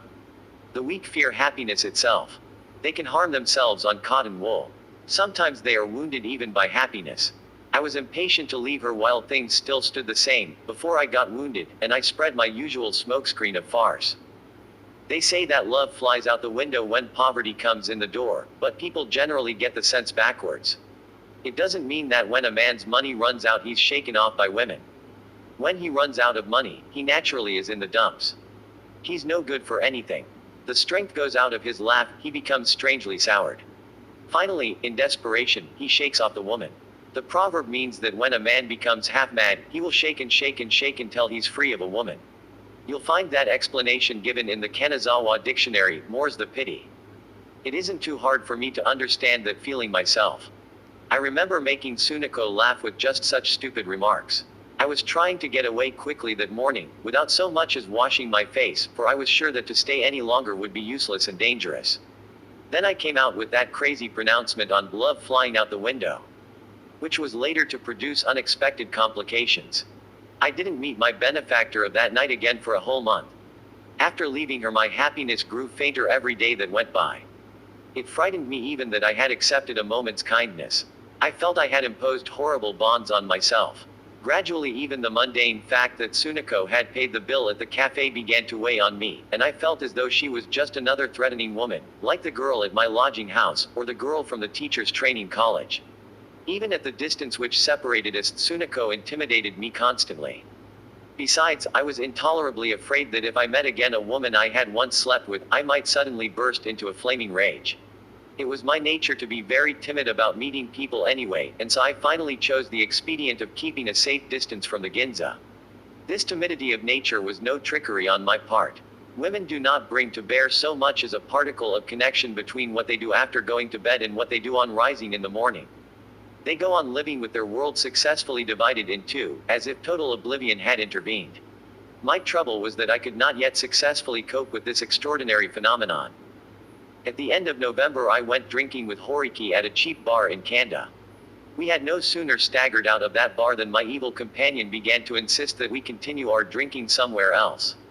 We had already run out of money, but he kept badgering me. Finally, and this was because I was drunker and bolder than usual, I said, "All right. I'll take you to the land of dreams. Don't be surprised at what you see. Wine, women and song." "You mean a cafe?" "I do. Let's go." It happened just as simply as that. The two of us got on a streetcar.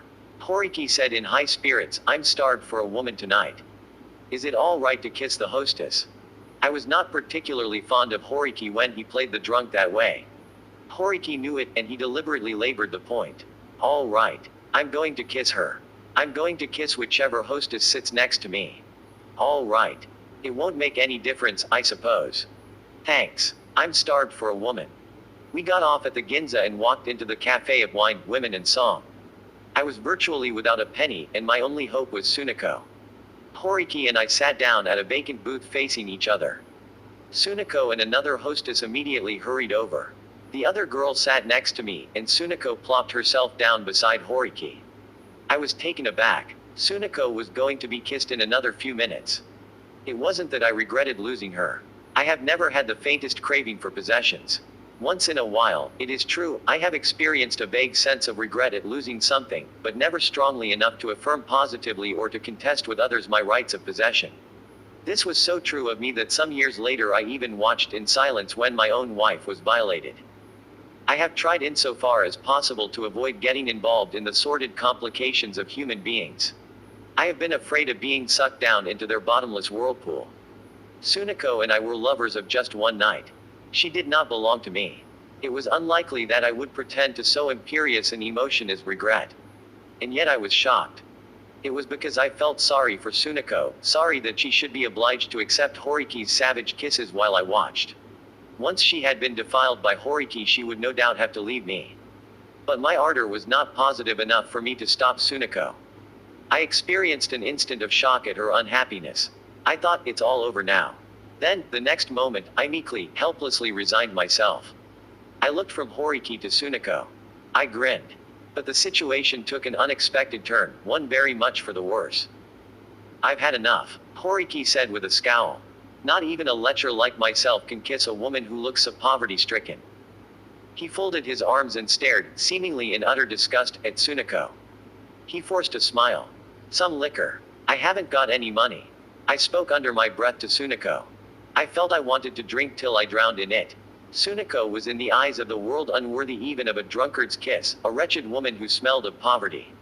Astonishingly, incredibly enough, this realization struck me with the force of a thunderbolt. I drank more that night than ever before in my life, more, my eyes swam with drink, and every time Sunako and I looked in each other's face, we gave a pathetic little smile. Yes, just as Horiki had said, she really was a tired, poverty-stricken woman and nothing more. But this thought itself was accompanied by a welling up of a feeling of comradeship for this fellow sufferer from poverty. The clash between rich and poor is a hackneyed enough subject, but I am now convinced that it really is one of the eternal themes of drama. I felt pity for Sunako.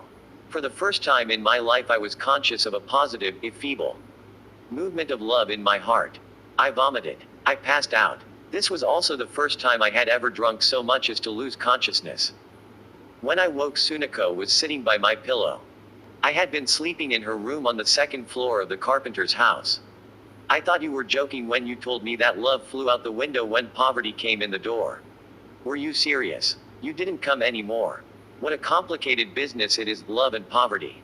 Suppose I work for you. Wouldn't that be all right? No, it wouldn't. She lay down beside me. Towards dawn she pronounced for the first time the word death. She too seemed to be weary beyond endurance of the task of being a human being. And when I reflected on my dread of the world and its bothersomeness, on money, the movement, women, my studies, it seemed impossible that I could go on living. I consented easily to her proposal. Nevertheless, I was still unable to persuade myself fully of the reality of this resolution to die. Somehow there lurked an element of make-believe. The two of us spent that morning wandering around Asakusa. We went into a lunch stand and drank a glass of milk. She said, "You pay this time." I stood up, took out my wallet and opened it. 3 copper coins. It was less shame than horror that assaulted me at that moment. I suddenly saw before my eyes my room in the lodging house, absolutely empty save for my school uniform and the bedding, a bleak cell devoid of any object which might be pawned. My only other possessions were the kimono and coat I was wearing. These were the hard facts. I perceived with clarity that I could not go on living. As I stood there hesitating, she got up and looked inside my wallet. "Is that all you have?" Her voice was innocent, but it cut me to the quick. It was painful as only the voice of the first woman I had ever loved could be painful. "Is that all?" "No, even that suggested more money than I had. 3 copper coins don't count as money at all." This was a humiliation more strange than any I had tasted before, a humiliation I could not live with. I suppose I had still not managed to extricate myself from the part of the rich man's son. It was then I myself determined, this time as a reality, to kill myself. We threw ourselves into the sea at Kamakura that night. She untied her sash, saying she had borrowed it from a friend at the cafe, and left it folded neatly on a rock. I removed my coat and put it in the same spot. We entered the water together. She died. I was saved. The incident was treated rather prominently in the press, no doubt because I was a college student. My father's name also had some news value. I was confined in a hospital on the coast. A relative came from home to see me and take care of necessary arrangements. Before he left, he informed me that my father and all the rest of my family were so enraged that I might easily be disowned once and for all. Such matters did not concern me. I thought instead of the dead Tsuneko, and, longing for her, I wept. Of all the people I had ever known, that miserable Tsuneko really was the only one I loved. A long letter which consisted of a string of 50 stanzas came from the girl at my lodging house. 50 stanzas, each one beginning with the incredible words, "Please live on for me." The nurses used to visit my sick room, laughing gaily all the time, and some would squeeze my hand when they left. They discovered at the hospital that my left lung was affected. This was most fortunate for me. When, not long afterwards, I was taken from the hospital to the police station, charged with having been the accomplice to a suicide, I was treated as a sick man by the police, and quartered not with the criminals but in a special custody room. Late that night, the old policeman standing night duty in the room next to mine softly opened the door. "Hey," he called to me, "you must be cold. Come here, next to the fire." I walked into his room, sat on a chair, and warmed myself by the fire. I feigned an air of utter dejection. "You miss her, don't you?" "Yes," I answered in a particularly faint and faraway voice. "That's human nature, I guess." His manner had become increasingly self-important. "Where was it you first took up with this woman?" The question was weighted with an authority almost indistinguishable from that of a judge. My jailer, despising me as a mere child who wouldn't know the difference, acted exactly as if he were charged with the investigation. No doubt he was secretly hoping to while away the long autumn evening by extracting from me a confession in the nature of a pornographic story. I guessed his intent at once, and it was all I could do to restrain the impulse to burst out laughing in his face. I knew that I had the right to refuse to answer any queries put me by the policeman in an informal interrogation of this sort, but in order to lend some interest to the long night ahead, I cloaked myself in a kind of simple sincerity, as if I firmly, unquestioningly believed that this policeman was responsible for investigating me, and that the degree of severity of my punishment depended solely on his decision. I made up a confession absurd enough to satisfy, more or less, his prurient curiosity. I've got a pretty good idea now. We always take it into consideration when a prisoner answers everything honestly. Thank you very much. I hope you will do what you can to help me. My performance was all but inspired, a great performance which brought me no benefit whatsoever. In the morning I was called before the police chief. This time it was the real examination. As soon as I opened the door and entered his office, the police chief said, "There's a handsome lad for you. It wasn't your fault, I can see. Your mother's to blame for having brought such a handsome boy into the world." He was still young, a dark-complexioned man with something about him which suggested a university education. His words caught me off guard, and made me as wretched as if I had been born deformed, with a red macula covering half my face. The examination conducted by this athletic-looking police chief was simple and to the point, a world removed from the furtive, tenaciously obscene examination the old policeman had given me the night before. After he finished his questioning, he filled out a form to send to the district attorney's office. He commented as he wrote, "You mustn't neglect your health that way. You've been coughing blood, haven't you?" That morning I had had an odd hawking cough, and every time I coughed I covered my mouth with my handkerchief. The handkerchief was spattered with blood, but it was not blood from my throat. The night before I had been picking at a pimple under my ear, and the blood was from that pimple. Realizing at once that it would be to my advantage not to reveal the truth, I lowered my eyes and sanctimoniously murmured, "Yes." The police chief finished writing the paper. "It's up to the district attorney whether or not they bring action against you, but it would be a good idea to telephone or telegraph a guarantor to come to the district attorney's office in Yokohama. There must be someone, isn't there, who will guarantee you or offer bail." I remembered that a man from my hometown, an antique dealer who was a frequent visitor at my father's house in Tokyo, had served as my guarantor at school. He was a short-set man of 40, a bachelor and a henchman of my father's. His face, particularly around the eyes, looked so much like a flatfish that my father always called him by that name. I had also always thought of him as Flatfish. I borrowed the telephone directory at the police station to look up Flatfish's number. I found it and called him. I asked if he would mind coming to Yokohama. Flatfish's tone when he answered was unrecognizably officious, but he agreed in the end to be my guarantor. I went back to the custody room. The police chief's loud voice reached me as he barked out to the policeman, "Hey, somebody disinfect the telephone receiver. He's been coughing blood, no." In the afternoon they tied me up with a thin hemp rope. I was allowed to hide the rope under my coat when we went outside, but the young policeman gripped the end of the rope firmly. We went to Yokohama on the streetcar. The experience hadn't upset me in the least. I missed the custody room in the police station and even the old policeman. What, I wonder, makes me that way? When they tied me up as a criminal I actually felt relieved, a calm, relaxed feeling. Even now as I write down my recollections of those days I feel a really expansive, agreeable sensation.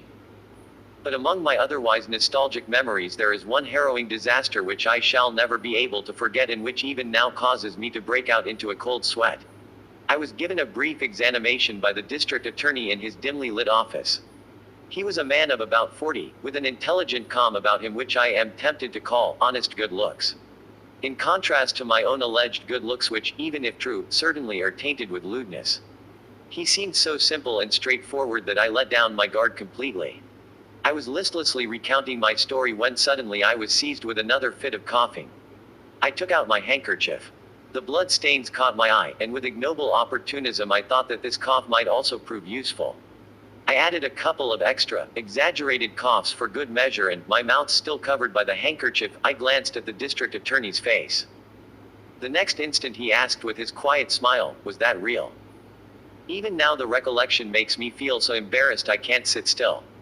It was worse, I am sure, even than when in high school I was plummeted into hell by that stupid Taikaiki tapping me on the back and saying, "You did it on purpose." Those were the two great disasters in a lifetime of acting. Sometimes I have even thought that I should have preferred to be sentenced to 10 years imprisonment rather than meet with such gentle contempt from the district attorney. The charge against me was suspended, but this brought no joy. I felt utterly wretched as I sat on a bench in the corridor outside the district attorney's office waiting for the arrival of my guarantor, Flatfish. I could see through the tall windows behind my bench the evening sky glowing in the sunset. Seagulls were flying by in a line which somehow suggested the curve of a woman's body. The Third Notebook. Part 1. One of Taikaiki's predictions came true, the other went astray. The inglorious prophecy that women would fall for me turned out just as he said, but the happy one, that I should certainly become a great artist, failed to materialize. I never managed to become anything more impressive than an unknown, second-rate cartoonist employed by the cheapest magazines. I was expelled from college on account of the incident at Kamakura, and I went to live in a tiny room on the second floor of Flatfish's house.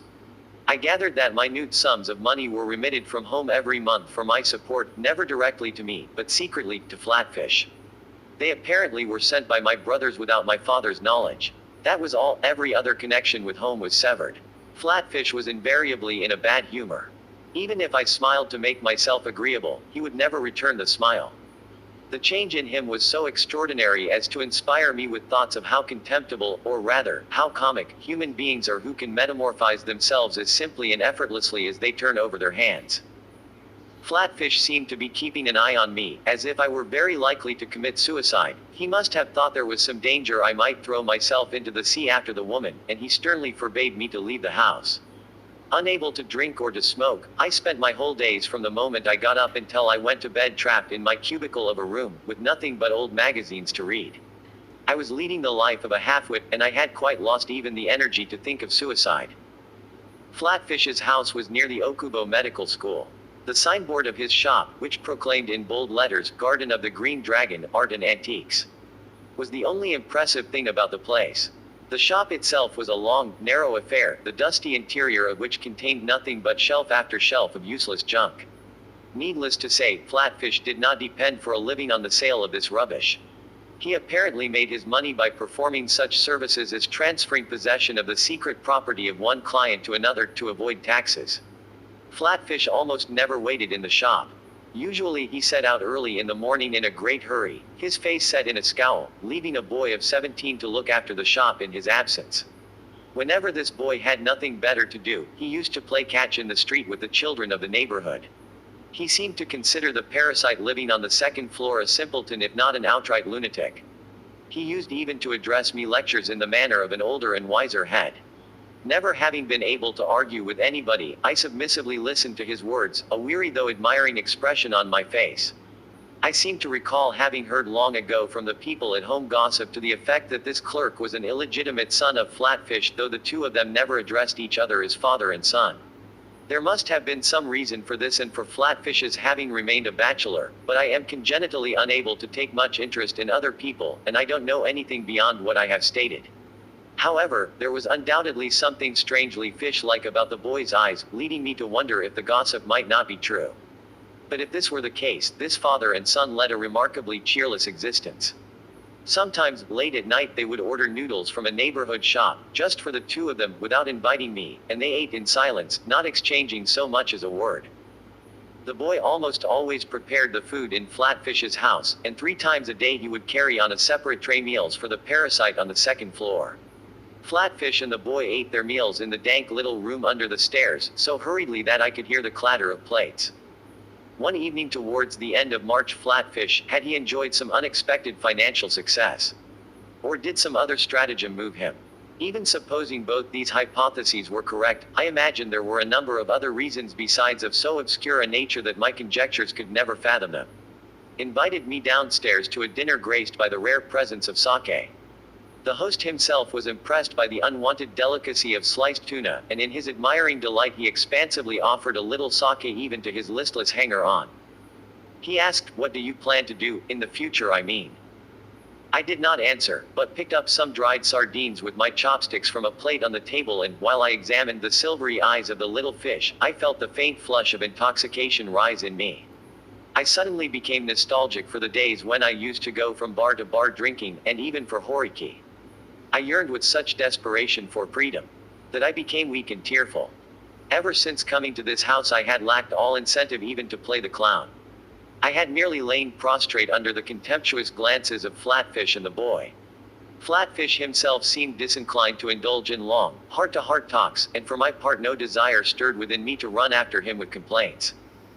Flatfish pursued his discourse. As things stand, it appears that the suspended sentence passed against you will not count as a criminal record or anything of that sort.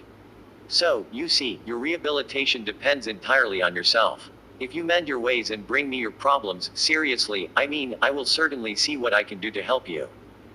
Flatfish's manner of speech, no, not only his, but the manner of speech of everybody in the world, held strange, elusive complexities, intricately presented with overtones of vagueness. I have always been baffled by these precautions so strict as to be useless, and by the intensely irritating little maneuvers surrounding them. In the end I have felt past caring. I have laughed them away with my clowning, or surrendered to them abjectly with a silent nod of the head, in the attitude of defeat. In later years I came to realize that if Flatfish had at the time presented me with a simple statement of the facts, there would have been no untoward consequences. But as a result of his unnecessary precautions, or rather, of the incomprehensible vanity and love of appearances of the people of the world, I was subjected to a most dismal set of experiences. How much better things would have been if only Flatfish had said something like this: "I'd like you to enter a school beginning in the April term. Your family has decided to send you a more adequate allowance once you have entered school." Only later did I learn that this in fact was the situation. If I had been told that, I should probably have done what Flatfish asked. But thanks to his intolerably prudent, circumlocution's manner of speech, I only felt irritable, and this caused the whole course of my life to be altered. If you do not feel like confiding your problems to me, I'm afraid there's nothing I can do for you. What kind of problems? I really had no idea what he was driving at. Isn't there something weighing on your heart? For example, what do you yourself want to do now?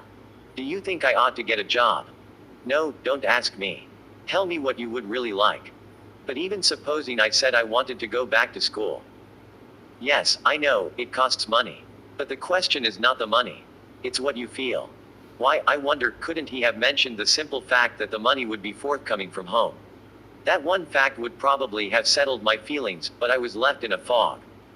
How about it? Have you anything which might be described as aspirations for the future? I suppose one can't expect people one helps to understand how difficult it is to help another person. I'm sorry. I'm really worried about you. I'm responsible for you now, and I don't like you to have such half-hearted feelings. I wish you would show me that you're resolved to make a real effort to turn over a new leaf. If, for example, you were to come to me to discuss seriously your plans for the future, I would certainly do what I could. But of course you can't expect to lead your former life of luxury on the help that poor old Flatfish can give. Don't give yourself any illusions on that score. No, but if you are resolute in your determination to begin again afresh, and you make definite plans for building your future, I think I might actually be willing to help you to rehabilitate yourself if you came to me for help, though heaven knows I haven't much to spare. Do you understand my feelings? What are your plans? If you won't let me stay here in your house, I'll work. Are you serious? Do you realize that nowadays even graduates of Tokyo Imperial University? No, I wasn't thinking of getting a job with a company. What then? I want to be a painter. I said this with conviction. Y8T. I can never forget the indescribably crafty shadow that passed over Flatfish's face as he laughed at me, his neck drawn in. It resembled contempt, yet it was different. If the world, like the sea, had depths of 1,000 fathoms, this was the kind of weird shadow which might be found hovering here and there at the bottom. It was a laugh which enabled me to catch a glimpse of the very nadir of adult life. He said, "There's no point in discussing such a thing. Your feelings are still all up in the air. Think it over. Please devote this evening to thinking it over seriously." I ran up to the second floor as though driven, but even when I lay in bed nothing of a particularly constructive nature occurred to me. The next morning at dawn I ran away from Flatfish's house. I left behind a note scrawled in pencil in big letters on my writing pad. I shall return tonight without fail.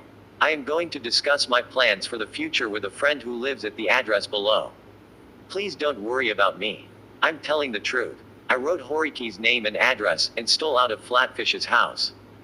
I did not run away because I was mortified at having been lectured by Flatfish. I was exactly as Flatfish described, a man whose feelings were up in the air, and I had absolutely no idea about future plans or anything else.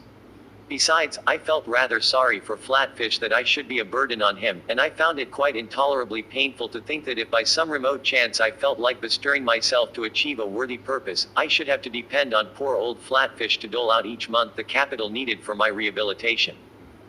When I left Flatfish's house, however, I was certainly not seriously entertaining any idea of consulting the likes of Horiki about my future plans. I left the note hoping thereby to pacify Flatfish for a little while, if only for a split second. I didn't write the note so much out of a detective story stratagem to gain a little more time for my escape, though I must admit that the desire was at least faintly present, as to avoid causing Flatfish a sudden shock which would send him into a state of wild alarm and confusion. I think that might be a somewhat more accurate presentation of my motives. I knew that the facts were certain to be discovered, but I was afraid to state them as they were. One of my tragic flaws is the compulsion to add some sort of embellishment to every situation, a quality which has made people call me at times a liar, but I have almost never embellished in order to bring myself any advantage.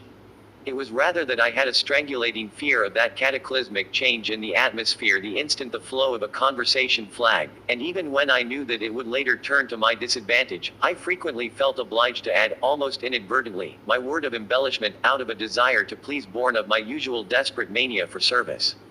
This may have been a twisted form of my weakness, an idiocy, but the habit it engendered was taken full advantage of by the so-called honest citizens of the world. That was how I happened to jot down Horiki's name and address as they floated up from the distant recesses of my memory. After leaving Flatfish's house, I walked as far as Shinjuku, where I sold the books I had in my pockets. Then I stood there uncertainly, utterly at a loss what to do.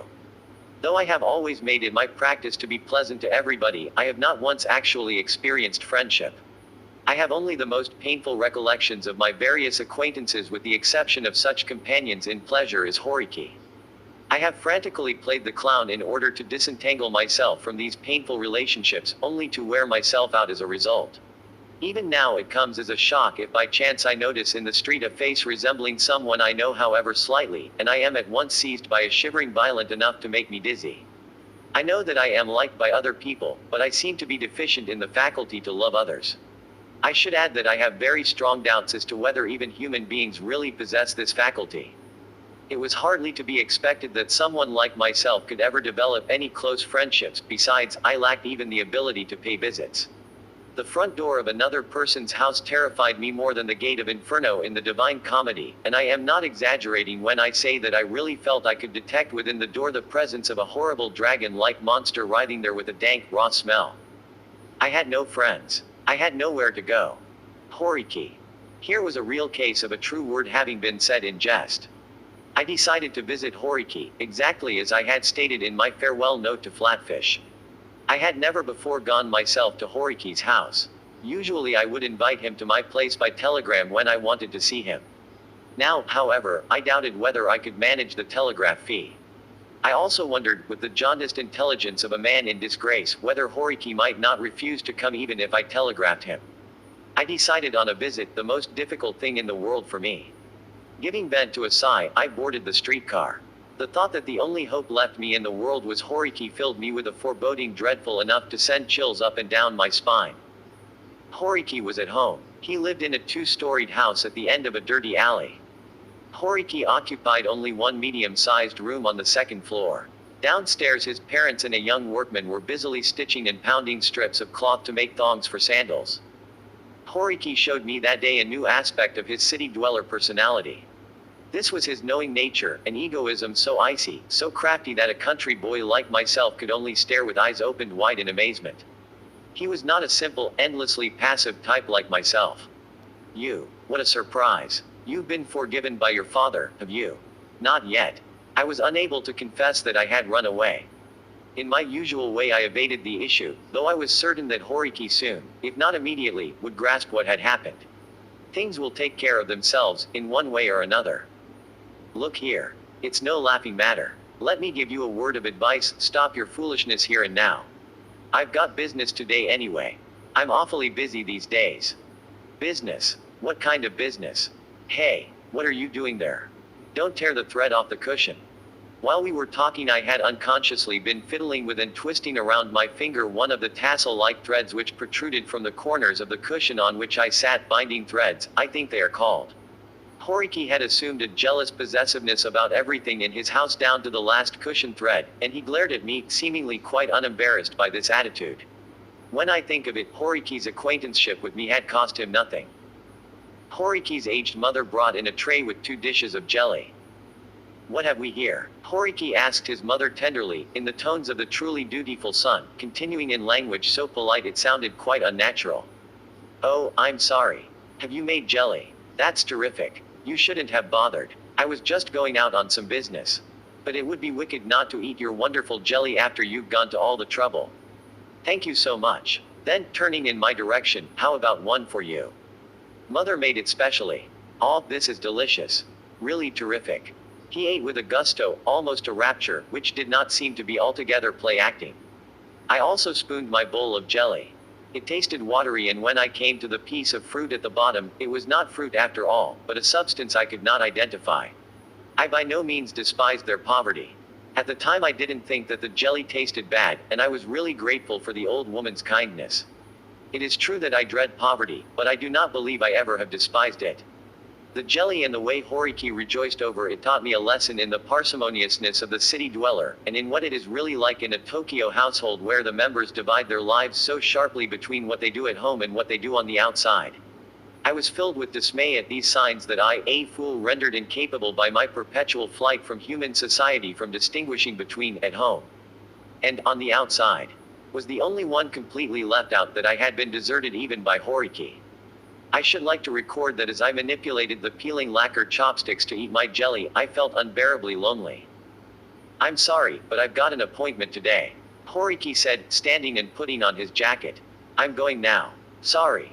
At that moment a woman visitor arrived for Horiki. My fortunes thereby took a sudden turn. Horiki at once became quite animated. "Oh, I am sorry. I was just on my way to your place when this fellow dropped in without warning." "No, you're not in the way at all. Please come in."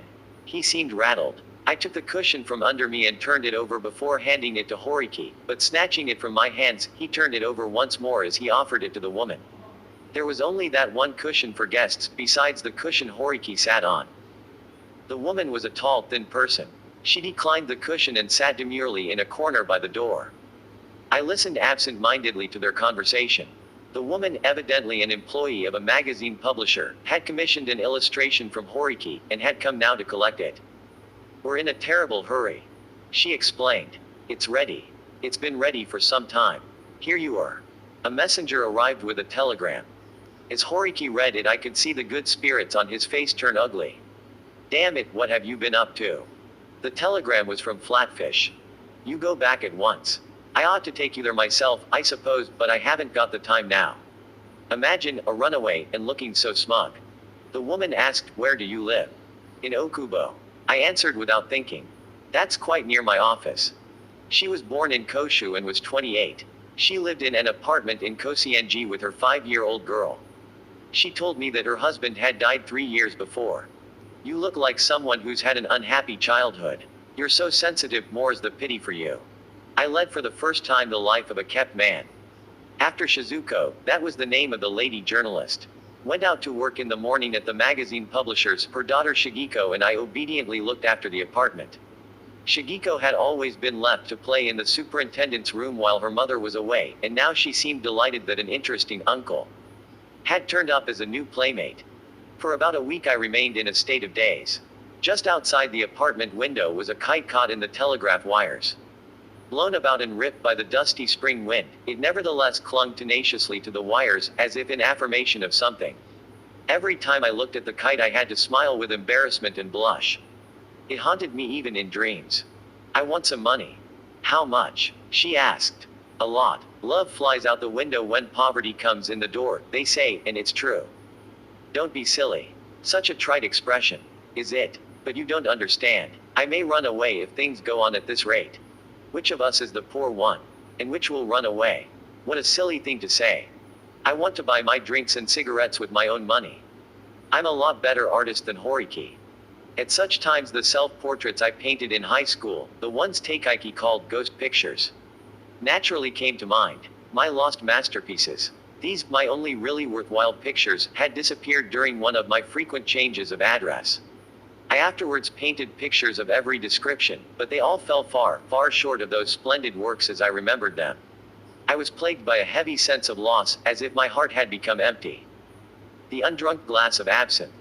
A sense of loss which was doomed to remain eternally unmitigated stealthily began to take shape. Whenever I spoke of painting, that undrunk glass of absinthe flickered before my eyes. I was agonized by the frustrating thought. If only I could show them those paintings, they would believe in my artistic talents. "Do you really? You're adorable when you joke that way with a serious face." But it was no joke. It was true. I wished I could have shown her those pictures. I felt an empty chagrin which suddenly gave way to resignation. I added, "Cartoons, I mean. I'm sure I'm better than Horiki at cartoons if nothing else." These clownish words of deceit were taken more seriously than the truth. Yes, that's so. I've really been struck by those cartoons you're always drawing for Shigeko. I burst out laughing over them myself. How would you like to draw for our magazine? I can easily ask the editor. Her company published a monthly magazine, not an especially notable one, for children. Most women have only to lay eyes on you to want to be doing something for you so badly they can't stand it. You're always so timid and yet you're funny. Sometimes you get terribly lonesome and depressed, but that only makes a woman's heart itch all the more for you. Shizuko flattered me with these and other comments which, with the special repulsive quality of the kept man, I calmly accepted. Whenever I thought of my situation I sank all the deeper in my depression, and I lost all my energy. It kept preying on my mind that I needed money more than a woman, that anyway I wanted to escape from Shizuko and make my own living. I made plans of every sort, but my struggles only enmeshed me the more in my dependence on her. This strong-minded woman herself dealt with the complications which developed from my running away, and took care of almost everything else for me. As a result I became more timid than ever before her. At Shizuko's suggestion a conference took place attended by Flatfish, Horiki and herself, at which it was concluded that all relations between me and my family were to be broken, and I was to live with Shizuko as man and wife. Thanks also to Shizuko's efforts, my cartoons began to produce a surprising amount of money. I bought liquor and cigarettes, as I had planned, with the proceeds, but my gloom and depression grew only the more intense. I had sunk to the bottom. Sometimes when I was drawing The Adventures of Kinta and Oda, the monthly comic strip for Shizuko's magazine, I would suddenly think of home, and this made me feel so miserable that my pen would stop moving, and I looked down, through brimming tears. At such times the one slight relief ca little Shigeko. By now she was calling me Daddy. With no show of hesitation. Daddy, is it true that God will grant you anything if you pray for it? Quote. I thought that I for one would like to make such a prayer. Oh, vouchsafe unto me a will of ice. Acquaint me with the true natures of human beings. Is it not a sin for a man to push aside his fellow? Vouchsafe unto me a mask of anger. Yes. I'm sure he'll grant Shigeko anything she wants, but I don't suppose Daddy has a chance. I was frightened even by God. I could not believe in his love, only in his punishment. Faith, that, I felt, was the act of facing the tribunal of justice with one's head bowed to receive the scourge of God. I could believe in hell, but it was impossible for me to believe in the existence of heaven. Why haven't you a chance? Because I disobeyed what my father told me. Did you? But everybody says you're so nice. That's because I deceived them. I was aware that everybody in the apartment house was friendly to me, but it was extremely difficult for me to explain to Shigeko how much I feared them all, and how I was cursed by the unhappy peculiarity that the more I feared people the more I was liked, and the more I was liked the more I feared them, a process which eventually compelled me to run away from everybody. I casually changed the subject. Shigeko, what would you like from God?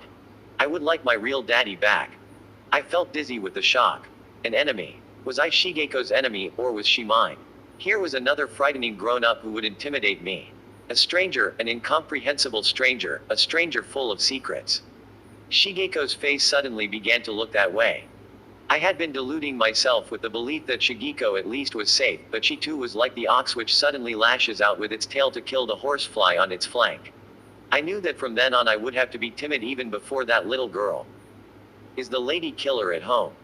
Horiki had taken to visiting me again at my place.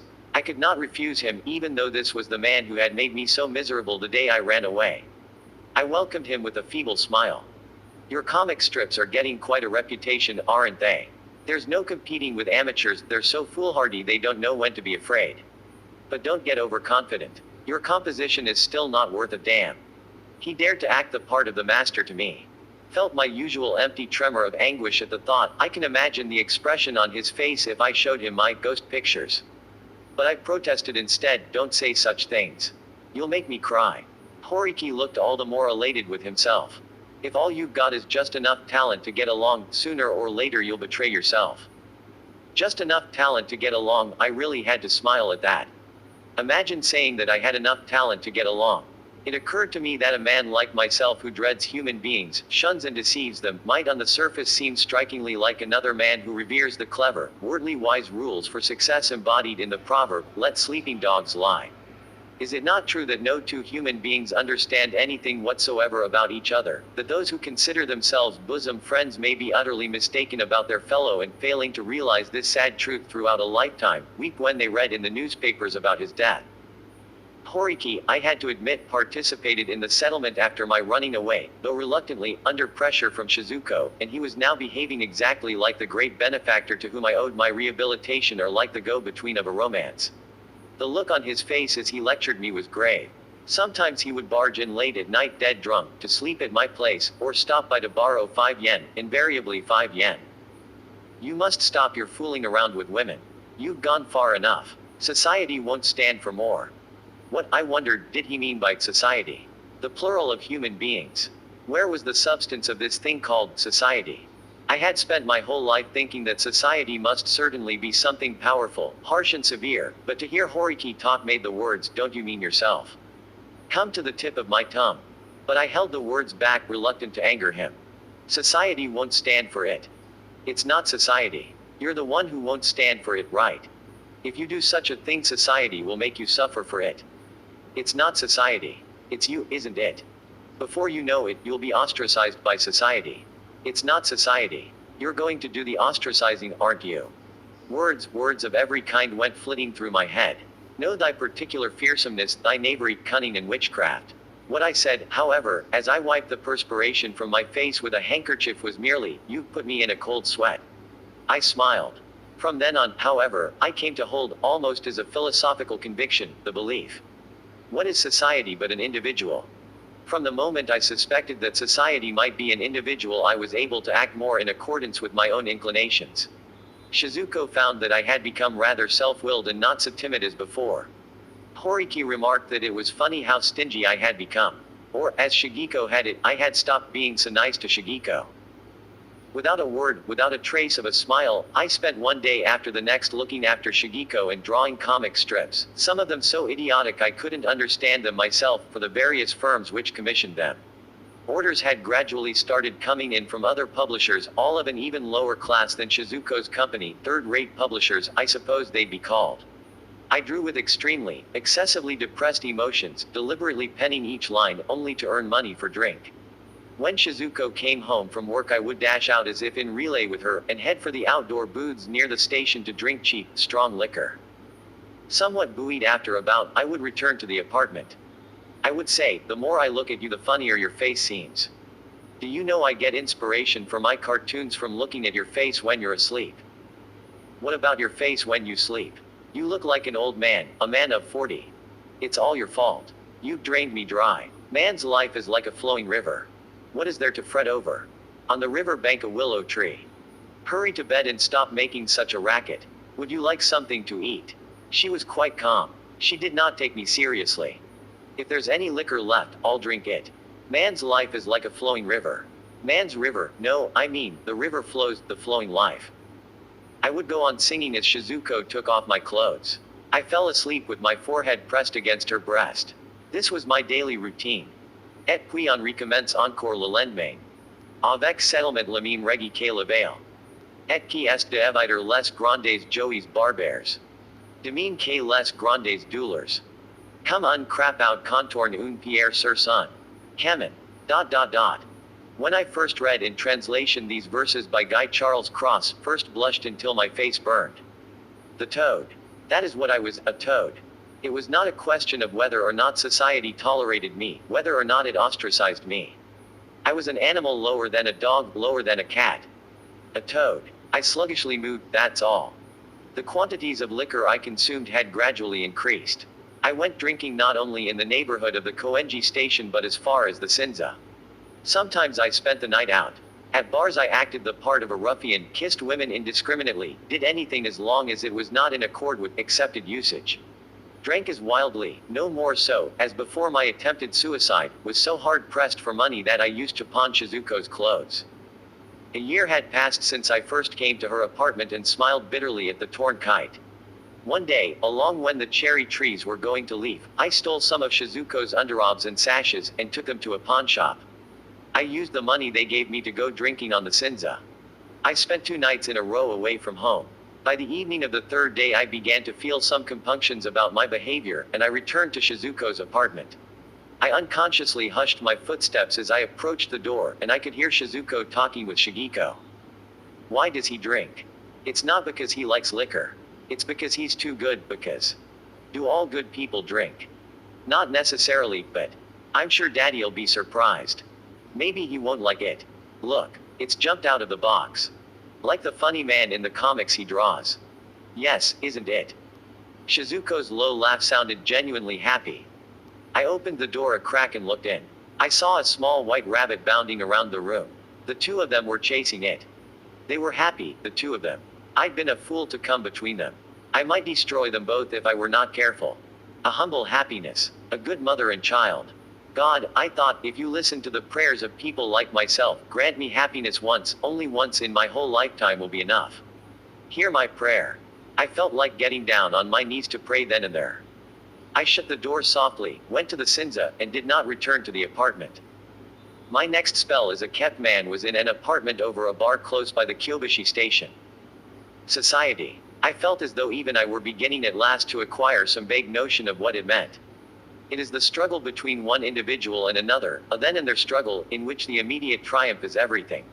Human beings never submit to human beings. Even slaves practice their mean retaliations. Human beings cannot conceive of any means of survival except in terms of a single then and there contest. They speak of duty to one's country and such like things, but the object of their efforts is invariably the individual, and even once the individual's needs have been met, again the individual comes in. The incomprehensibility of society is the incomprehensibility of the individual. The ocean is not society. It is individuals. This was how I managed to gain a modicum of freedom from my terror at the illusion of the ocean called the world. I learned to behave rather aggressively, without the endless anxious worrying I knew before, responding as it were to the needs of the moment. When I left the apartment in Koenji, I told the madam of the bar in Kyobashi, I've left her and come to you. That was all I said, and it was enough. In other words, my single then and there contest had been decided, and from that night I lodged myself without ceremony on the second floor of her place. Society, which by all rights should have been implacable, inflicted not a particle of harm on me, and I offered no explanations. As long as the madam was so inclined, everything was all right. At the bar I was treated like a customer, like the owner, like an errand boy, like a relative of the management. One might have expected that I would be considered a very dubious character, but society was not in the least suspicious of me, and the regular customers of the bar treated me with almost painful kindness. They called me by my first name and bought me drinks. I gradually came to relax my vigilance towards the world. I came to think that it was not such a dreadful place. My feelings of panic had been molded by the unholy fear aroused in me by such superstitions of science as the hundreds of thousands of whooping cough germs borne by the spring breezes, the hundreds of thousands of eye-destroying bacteria which infest the public baths, the hundreds of thousands of microbes in a barber shop which will cause baldness, the swarms of scabious parasites infecting the leather straps in the subway cars. Or the tapeworm fluke and heaven knows what eggs that undoubtedly lurk in raw fish and in undercooked beef and pork. Or the fact that if you walk barefoot a tiny sliver of glass may penetrate the sole of your foot and after circulating through your body reach the eye and cause blindness. There is no disputing the accurate, scientific fact that millions of germs are floating, swimming, wriggling everywhere. At the same time, however, if you ignore them completely they lose all possible connection with yourself, and at once become nothing more than vanishing ghosts of science. This too I came to understand. I had been so terrorized by scientific statistics. If 10 million people each leave over 3 grains of rice from their lunch, how many sacks of rice are wasted in one day? If 10 million people each economize 1 paper handkerchief a day, how much pulp will be saved?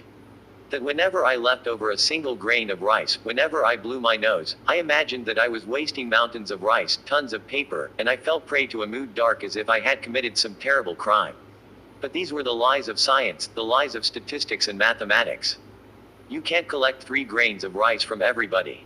Even as an exercise in multiplication or division, it ranks as one of the most elementary and feeble-minded problems, about on a par with the computation of the percentage of times that people slip in dark, unlighted bathrooms and fall into the toilet, or the percentage of passengers who get their feet caught in the space between the door of a subway train and the edge of the platform, or other such footling exercises in probability. These events seem entirely within the bounds of possibility, but I have never heard a single instance of anyone hurting himself by falling into the toilet. I felt pity and contempt for the self which until yesterday had accepted such hypothetical situations as eminently factual scientific truths and was terrified by them. This shows the degree to which I had bit by bit arrived at a knowledge of the real nature of what is called the world. Having said that, I must now admit that I was still afraid of human beings, and before I could meet even the customers in the bar I had to fortify myself by gulping down a glass of liquor. The desire to see frightening things, that was what drew me every night to the bar where, like the child who squeezes his pet all the harder when he actually fears it a little, I proclaimed to the customers standing at the bar my drunken, bungling theories of art. A comic strip artist, and at that an unknown one, knowing no great joys nor, for that matter, any great sorrows. I craved desperately some great savage joy, no matter how immense the suffering that might ensue, but my only actual pleasure was to engage in meaningless chatter with the customers and to drink their liquor. Close to a year had gone by since I took up this debased life in the bar in Kyobashi. My cartoons were no longer confined to the children's magazines, but now appeared also in the cheap, pornographic magazines that are sold in railway stations. Under a silly pseudonym I drew dirty pictures of naked women to which I usually appended appropriate verses from the Rubaiyat. Waste not your hour, nor in the vain of this and that endeavor and pursuit dispute. Better be merry with the fruitful grape than sadden after none, or bitter fruit. Some for the glories of this world, and some sigh for the prophet's paradise to come. Take the cash, and let the promise go. Nor heed the music of a distant drum. And that inverted bowl we call the sky. We're crawling cooped we live and die. Lift not your hands to it for help, for it as impotently rolls as you or I. There was at this period in my life a maiden who pleaded with me to give up drink. You can't go on drinking every day from morning to night that way. She was a girl of 17 or so who worked in a little tobacco shop across the way from the bar. Yoshiko, that was her name, was a pale girl with crooked teeth. Whenever I went to buy cigarettes she would smile and repeat her advice. What's wrong with drinking? Why is it bad? Better be merry with the fruitful grape than sadden after none, or bitter fruit. Many years ago there was a Persian, no, let's skip it. Oh, plague no more with human or divine, tomorrow's tangle to itself resign. And lose your fingers in the tresses of the cypress slender minister of wine. Do you understand? No, I don't. What a stupid little girl you are. I'm going to kiss you. Go ahead. She pouted out her lower lip, not in the least abashed. You silly fool. You and your ideas of chastity. There was something unmistakable in Yoshiko's expression which marked her as a virgin who had never been defiled. Soon after New Year, one night in the dead of winter, I drunkenly staggered out in the cold to buy some cigarettes and fell into a manhole in front of her shop. I shouted for Yoshiko to come save me. She hauled me out and bandaged my bruised right arm. Yoshiko, earnest and unsmiling, said, "You drink too much." The thought of dying has never bothered me, but getting hurt, losing blood, becoming crippled and the like, no thanks. I thought as I watched Yoshiko bandage my hand that I might cut down on my drinking. I'm giving it up. From tomorrow on I won't touch a drop. Do you mean it? There's no doubt about it. I'll give it up. If I give it up, will you marry me, Yoshiko? Asking her to marry me was, however, intended only as a joke. Natch, for, naturally, was popular at the time. Right, let's hook fingers on that. I promise I'll give it up. The next day, as might have been expected, I spent drinking. Towards evening I made my way to Yoshiko's shop on shaking legs and called to her. Yoshiko, I'm sorry. I got drunk. Oh, you're awful. Trying to fool me by pretending to be drunk. I was startled. I felt suddenly quite sober. No, it's the truth. I really have been drinking. I'm not pretending. Don't tease me. You're mean. She suspected nothing. I should think you could tell by just looking at me. I've been drinking today since noon. Forgive me. You're a good actor. I'm not acting, you little idiot. I'm going to kiss you. Go ahead. No, I'm not qualified. I'm afraid I'll have to give up the idea of marrying you. Look at my face. Red, isn't it? I've been drinking. It's just the sunset shining on it. Don't try to fool me. You promised yesterday you wouldn't drink. You wouldn't break a promise, would you? We hooked fingers. Don't tell me you've been drinking. It's a lie, I know it is. Yoshiko's pale face was smiling as she sat there inside the dimly lit shop. What a holy thing uncorrupted virginity is, I thought. I had never slept with a virgin, a girl younger than myself. I'd marry her. I wanted once in my lifetime to know that great savage joy, no matter how immense the suffering that might ensue. I had always imagined that the beauty of virginity was nothing more than the sweet, sentimental illusion of stupid poets, but it really is alive and present in this world. We would get married. In the spring we'd go together on bicycles to see waterfalls framed in green leaves. I made up my mind on the spot. It was a then and there decision, and I did not hesitate to steal the flower. Not long afterwards we were married. The joy I obtained as a result of this action was not necessarily great or savage, but the suffering which ensued was staggering, so far surpassing what I had imagined that even describing it is horrendous would not quite cover it. The world, after all, was still a place of bottomless horror. It was by no means a place of childlike simplicity where everything could be settled by a single then and there decision. The Third Notebook. Part 2. Horiki and myself. Despising each other as we did, we were constantly together, thereby degrading ourselves. If that is what the world calls friendship, the relations between Horiki and myself were undoubtedly those of friendship. I threw myself on the chivalry of the madam of the bar in Kyobashi.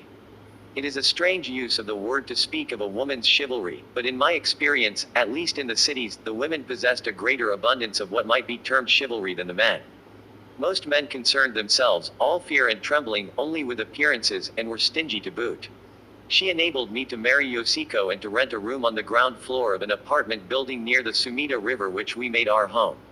I gave up drink and devoted my energies to drawing cartoons. After dinner we would go out together to see a movie, and on the way back we would stop at a milk bar or buy pots of flowers. But more than any of these things it gave me pleasure just to listen to the words or watch the movements of my little bride, who trusted in me with all her heart. Then, just when I had begun to entertain faintly in my breast the sweet notion that perhaps there was a chance I might turn one of these days into a human being and be spared the necessity of a horrible death, Horiki showed up again. He hailed me, "How's the great lover? Why, what's this? Do I detect a note of caution in your face, you, of all people? I've come today as a messenger from the Lady of Koenji." He lowered his voice and thrust his jaw in the direction of Yoshiko, who was preparing tea in the kitchen, as much as to ask whether it was all right to continue. I answered nonchalantly, "It doesn't matter. You can say anything before her." As a matter of fact, Yoshiko was what I should like to call a genius at trusting people. She suspected nothing of my relations with the madam of the bar in Kyobashi, and even after I told her all about the incident which occurred at Kamakura, she was equally unsuspicious of my relations with Tsuneko. It was not because I was an accomplished liar, at times I spoke quite bluntly, but Yoshiko seemed to take everything I said as a joke. "You seem to be just as cocksure of yourself as ever. Anyway, it's nothing important. She asked me to tell you to visit her once in a while." Just when I was beginning to forget, that bird of ill omen came flapping my way, to rip open with its beak the wounds of memory. All at once shame over the past and the recollection of sin unfolded themselves before my eyes and, seized by a terror so great it made me want to shriek, I could not sit still a moment longer. "How about a drink?" I asked. "Suits me," said Horiki. Horiki and myself. Though outwardly he appeared to be human being like the rest, I sometimes felt he was exactly like myself. Of course that was only after we had been making the round of the bars, drinking cheap liquor here and there. When the two of us met face to face it was as if we immediately metamorphosed into dogs of the same shape and pelt, and we bounded out through the streets covered with fallen snow. That was how we happened to warm over, as it were, the embers of our old friendship. We went together to the bar in Kyobashi and, eventually, we two soused dogs visited Shizuko's apartment in Koenji, where I sometimes spent the night.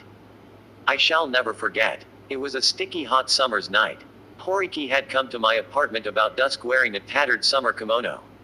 He told me that an emergency had come up and he had been obliged to pawn his summer suit.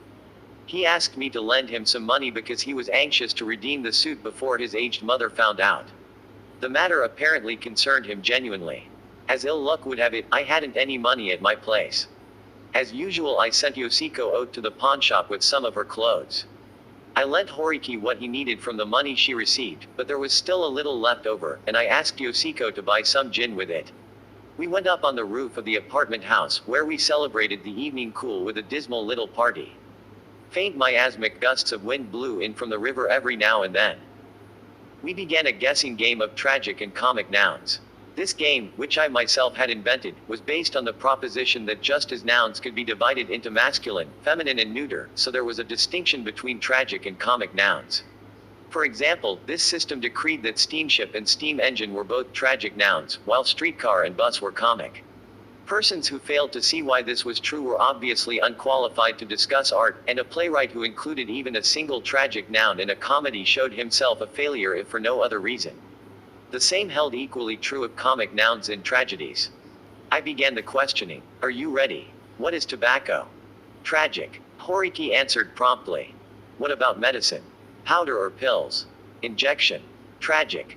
I wonder. Don't forget there are hormone injections too. No, there's no question, but it's tragic. First of all, there's a needle. What could be more tragic than a needle? You win.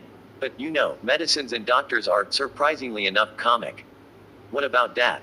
Comic. And that goes for Christian ministers and Buddhist priests too. Bravo. Then life must be tragic. Wrong. It's comic too. In that case, everything becomes comic. Here's one more for you. What about cartoonist? You couldn't possibly call it a comic noun, could you? Tragic. An extremely tragic noun. What do you mean? Extremely tragic is a good description of you. Any game which can drop to the level of such abysmal jokes is despicable, but we were very proud of what we considered to be an extremely witty diversion, never before known in the salons of the world. I had invented one other game of a rather similar character, a guessing game of antonyms. The antonym of black is white. But the antonym of white is red. The antonym of red is black. I asked now, what's the antonym of flower? Horiki frowned in thought. Let me see. There used to be a restaurant called the Flower Moon. It must be moon. That's not an antonym. It's more of a synonym. Aren't star and garter synonymous? It's not an antonym. I've got it. It's bee. Bee. Aren't there bees, or is it ants, in peonies? What are you trying to do? No bluffing now. I know. Clustering clouds that cover the flowers. You must be thinking of clouds that cover the moon. That's right. Wind that destroys the blossoms. It's the wind. The antonym of flower is wind. Pretty poor. Sounds like a line out of a popular song. You betray your origins. Well, then, how about something more recondite, say a mandolin? Still no good. The antonym of flower, you're supposed to name the thing in the world which is least like a flower. That's what I'm trying to do. Wait, how about this, a woman? Then what's a synonym for woman? Entrails. You're not very poetic, are you? Well, then, what's the antonym for entrails? Milk. That's pretty good. One more in that vein. Shame. What's the antonym of shame? Shameless, a popular cartoonist I could name. What about Masao Horiki? By the time we reached this point, we had gradually become incapable of laughter, and were beginning to experience the particular oppressiveness, as if one's head were stuffed with broken glass, that comes from getting drunk on gin. Don't be cheeky now. I for one have never been tied up like a common criminal the way you have. I was taken aback. Horiki at heart did not treat me like a full human being. He could only consider me as the living corpse of a would-be suicide, a person dead to shame, an idiot ghost. His friendship had no other purpose but to utilize me in whichever way would most further his own pleasures. This thought naturally did not make me very happy, but I realized after a moment that it was entirely to be expected that Horiki should take this view of me, that from long ago, even as a child, I seemed to lack the qualifications of a human being. And that, for all I know, contempt, even from Horiki, might be entirely merited. I said, feigning tranquility, crime. What's the antonym of crime? This is a hard one. The law, of course. Horiki answered flatly. I looked at his face again. Caught in the flashing red light of a neon sign on a nearby building, Horiki's face had the somber dignity of the relentless prosecutor. I felt shaken to the core. Crime belongs in a different category. Imagine saying that the law was the antonym of crime.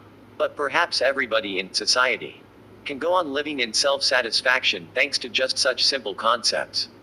They think that crime hatches where there are no policemen. Well, in that case, what would it be? God. That would suit you. There's something about you that smells a little of a Christian priest. I find it offensive. Let's not dispose of the problem so lightly. Let's think about it a bit more together. Isn't it an interesting theme? I feel you can tell everything about a man just from his answer to this one question. You can't be serious. The antonym of crime is virtue. A virtuous citizen.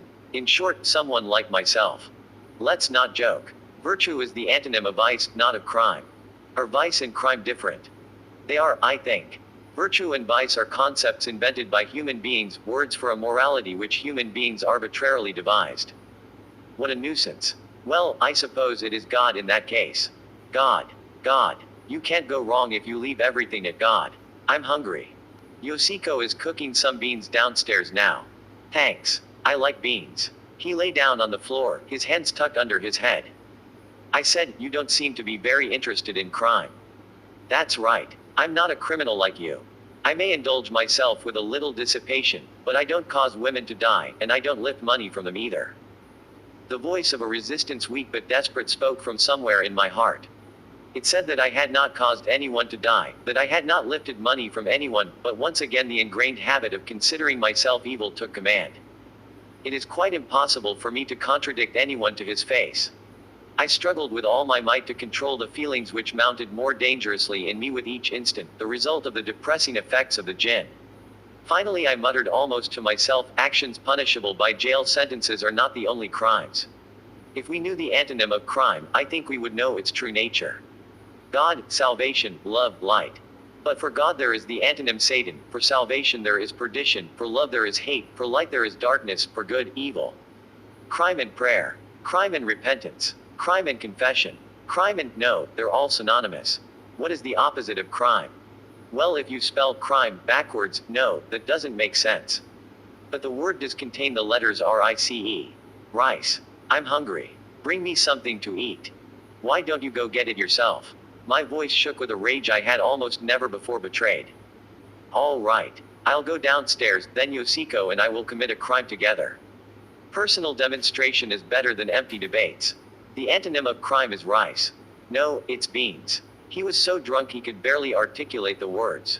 Do as you please. Only get the hell out of here. He got up mumbling incoherently. Crime and an empty stomach. Empty stomach and beans. No. Those are synonyms. Crime and punishment. Dostoevsky. These words grazed over a corner of my mind, startling me.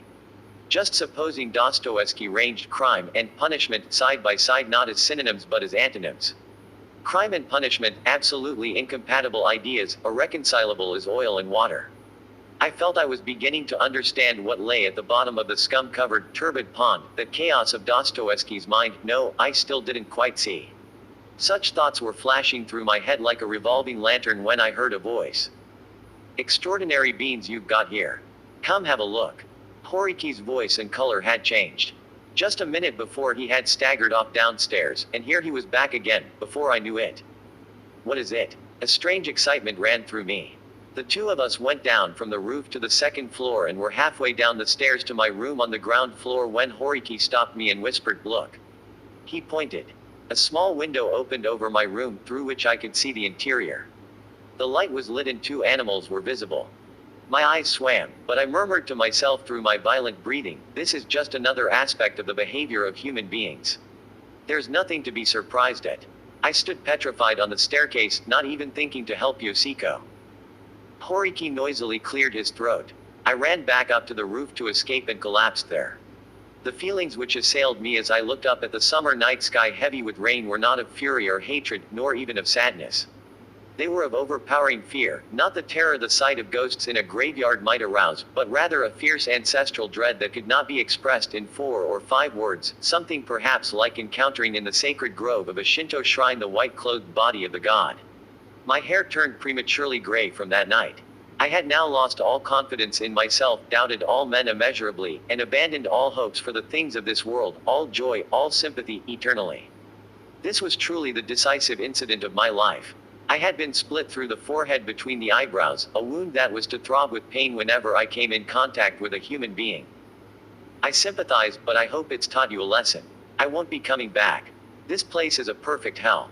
But you should forgive Yoshiko. After all, you're not much of a prize yourself. So long. Horiki was not stupid enough to linger in an embarrassing situation. I got up and poured myself a glass of gin. I wept bitterly, crying aloud. I could have wept on and on, interminably. Without my realizing it, Yoshiko was standing haplessly behind me bearing a platter with a mountain of beans on it. He told me he wouldn't do anything. It's all right. Don't say anything. You didn't know enough to distrust others. Sit down. Let's eat the beans. We sat down side by side and ate the beans. Is trustfulness a sin, I wonder? The man was an illiterate shopkeeper, an undersized runt of about 30, who used to ask me to draw cartoons for him, and then would make a great ado over the trifling sums of money he paid for them. The shopkeeper, not surprisingly, did not come again. I felt less hatred for him than I did for Horiki.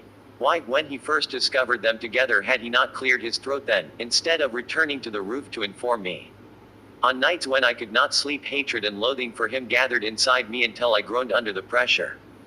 I neither forgave nor refused to forgive her. Yoshiko was a genius at trusting people. She didn't know how to suspect anyone. But the misery it caused. God, I ask you. Is trustfulness a sin? It was less the fact of Yoshiko's defilement than the defilement of her trust in people which became so persistent a source of grief as almost to render my life insupportable. For someone like myself, in whom the ability to trust others is so cracked and broken that I am wretchedly timid and am forever trying to read the expression on people's faces, Yoshiko's immaculate trustfulness seemed clean and pure, like a waterfall among green leaves. One night sufficed to turn the waters of this pure cascade yellow and muddy. Yoshiko began from that night to fret over my every smile or frown. She would jump when I called her, and seemed at a loss which way to turn. She remained tense and afraid, no matter how much I tried to make her smile, no matter how much I played the clown. She began to address me with an excessive profusion of honorifics. Is immaculate trustfulness after all a source of sin? I looked up various novels in which married women are violated. I tried reading them, but I could not find a single instance of a woman violated in so lamentable a manner as Yoshiko. Her story obviously could never be made into a novel. I might actually have felt better if anything in the least resembling love existed between that runt of a shopkeeper and Yoshiko, but one summer night Yoshiko was trusting, and that was all there was to it. And on account of that incident I was cleft between the eyebrows, my voice became hoarse, my hair turned prematurely gray, and Yoshiko was condemned to a life of anxiety. In most of the novels I read, emphasis was placed on whether or not the husband forgave the wife's act. It seemed to me, however, that any husband who still retains the right to forgive or not to forgive is a lucky man. If he thinks that he can't possibly forgive his wife, he ought, instead of making such a great fuss, to get divorced as quickly as possible and find a new wife. If he can't do that, he should forgive and show forbearance. In either case the matter can be completely settled in whichever way the husband's feelings dictate. In other words, even though such an incident certainly comes as a great shock to the husband, it is a shock and not an endless series of waves which lash back at him over and over again. It seemed to me a problem which could be disposed of by the wrath of any husband with authority. But in our case the husband was without authority, and when I thought things over, I came to feel that everything was my fault. Far from becoming enraged, I could not utter a word of complaint. It was on account of that rare virtue she possessed that my wife was violated, a virtue I long had prized, the unbearably pitiful one called immaculate trustfulness. Is immaculate trustfulness a sin? Now that I harbored doubts about the one virtue I had depended on, I lost all comprehension of everything around me. My only resort was drink. My face coarsened markedly and my teeth fell out from the interminable drinking bouts to which I surrendered myself. The cartoons I drew now verged on the pornographic. No, I'll come out with it plainly. I began about this time to copy pornographic pictures which I secretly peddled. I wanted money to buy gin.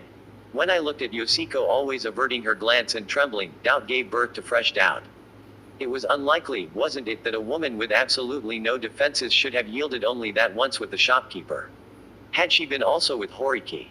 Or with somebody I didn't even know? I hadn't the courage to question her. Writhing in my usual doubts and fears, I drank gin. Sometimes when drunk I timidly attempted a few sneaking ventures at indirect questioning. In my heart I bounded foolishly from joy to sorrow at her responses, but on the surface I never ceased my immoderate clowning. Afterwards I would inflict on Yoshiko an abominable, hellish caressing before I dropped into a dead sleep. Towards the end of that year I came home late one night blind drunk. I felt like having a glass of sugar water. Yoshiko seemed to be asleep, so I went myself to the kitchen to look for the sugar bowl. I took off the lid and peered inside. There was no sugar, only a thin black cardboard box. I took it absent-mindedly in my hand and read the label. I was startled. Somebody had scratched off most of the writing, but the part in Western letters remained intact. The word dial was legible. Dial. At the time I relied entirely on gin and never took sleeping pills. Insomnia, however, was a chronic complaint with me, and I was familiar with most sleeping pills. The contents of this one box of dial was unquestionably more than sufficient to cause death. The seal of the box was unbroken. I must have hidden it here at some time or other in the past when I felt I might need it after first scratching off the label. The poor child could not read Western letters, and I must have thought it was enough if I just scratched off with my nails the part of the label in Japanese. You have committed no sin. I very quietly filled a glass with water, careful not to make the least noise, and deliberately broke the seal of the box. I poured the whole contents into my mouth. I calmly drained the glass of water in one gulp. I switched off the light and went to bed at once. For 3 days and nights I lay as one dead. The doctor considered it an accident, and was kind enough to postpone reporting to the police. I am told that the first words I murmured as I began to recover consciousness were, "I'm going home." It's not clear even to myself what place I meant by home. But in any case these were the words I said, accompanied, I was told, by profuse weeping. Gradually the fog cleared, and when I regained consciousness there was Flatfish sitting at my pillow, a most unpleasant expression on his face. The last time was also at the end of the year, wasn't it? He always chooses the end of the year, just when everybody is frantically busy. He'll prove the death of me if he keeps on doing such things. The madam of the bar in Kyobashi was the recipient of Flatfish's discourse. I called, "Madam. What? Have you come too?" She held her smiling face directly over mine as she spoke.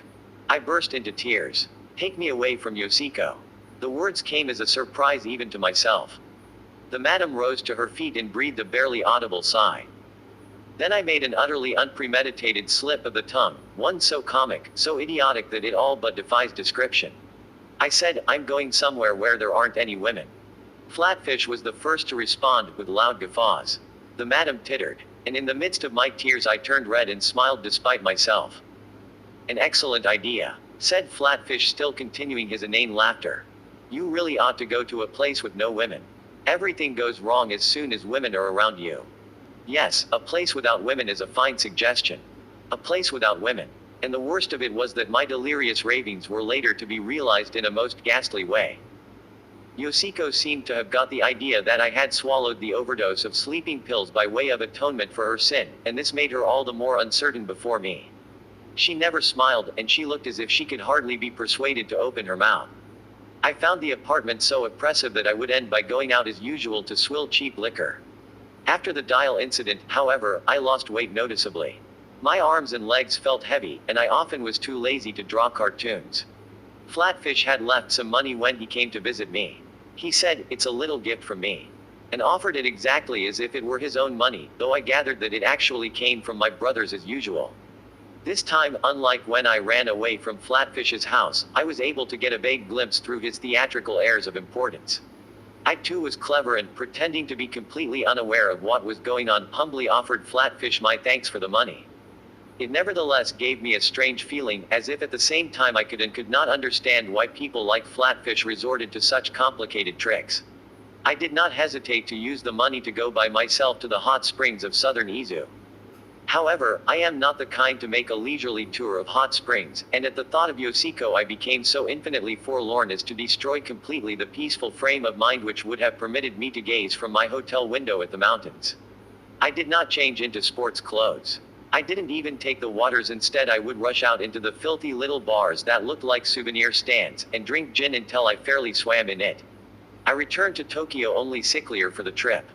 The night I returned to Tokyo the snow was falling heavily. I drunkenly wandered along the rows of saloons behind the Ginza, singing to myself over and over again, so softly it was only a whisper, "From here it's hundreds of miles to home. ... From here it's hundreds of miles to home." I walked along kicking with the point of my shoes the snow which was accumulating. Suddenly I vomited. This was the first time I had brought up blood. It formed a big rising sun flag in the snow. I squatted there for a while. Then with both hands I scooped up snow from places which were still clean, and washed my face. I wept. Where does this little path go? Where does this little path go? I could hear indistinctly from the distance, like an auditory hallucination, the voice of a little girl singing. Unhappiness. There are all kinds of unhappy people in this world. I suppose it would be no exaggeration to say that the world is composed entirely of unhappy people. But those people can fight their unhappiness with society fairly and squarely, and society for its part easily understands and sympathizes with such struggles. My unhappiness stemmed entirely from my own vices, and I had no way of fighting anybody. If I had ever attempted to voice anything in the nature of a protest, even a single mumbled word, the whole of society, and not only Flatfish, would undoubtedly have cried out flabbergasted, "Imagine the audacity of him talking like that. Am I what they call an egoist? Or am I the opposite, a man of excessively weak spirit?" I really don't know myself, but since I seem in either case to be a mass of vices, I drop steadily, inevitably, into unhappiness, and I have no specific plan to stave off my descent. I got up from the snowbank with the thought, I ought to get the proper kind of medicine without delay. I went into a pharmacy nearby. The proprietress and I exchanged looks as I entered. For that instant her eyes popped and she held her head lifted, as if caught in the light of a flash bulb. She stood ramrod stiff. But in her wide-open eyes there was no trace of alarm or dislike. Her look spoke of longing, almost of the seeking for salvation. I thought she must be unhappy too. Unhappy people are sensitive to the unhappiness of others. Not until then did I happen to notice that she stood with difficulty, supporting herself on crutches. I suppressed a desire to run up beside her, but I could not take my eyes from her face. I felt tears starting, and saw then the tears brimming from her big eyes. That was all. Without saying a word I went out of the pharmacy and staggered back to my apartment. I asked Yoshiko to prepare a salt solution. I drank it. I went to sleep without telling her anything. The whole of the following day I spent in bed, giving as excuse a lie to the effect that I felt a cold coming on. At night my agitation over the blood I had secretly coughed became too much for me, and I got out of bed. I went to the pharmacy again. This time I confessed with a smile to the woman what my physical condition was. In humble tones I asked her advice. You'll have to give up drinking. We were like blood relatives. I may have alcoholic poisoning. I still want to drink. You mustn't. My husband used to soak himself in liquor in spite of his TB. He claimed that he killed the germs with liquor. That's how he shortened his life. I feel so on edge I can't stand it. I'm afraid. I'm no good for anything. I'll give you some medicine. But please cut out the drinking at least. She was a widow with an only son. The boy had been attending a medical school somewhere in the provinces, but was now on leave of absence from school with the same illness that killed his father. Her father-in-law lay abed in the house with palsy. She herself had been unable to move one side of her body since she was 5, when she had infantile paralysis. Hobbling here and there in the shop on her crutches, she selected various medicines from the different shelves, and explained what they were. This is a medicine to build your blood. This is a serum for vitamin injections. Here is the hypodermic needle. These are calcium pills. This is diastase to keep you from getting an upset stomach.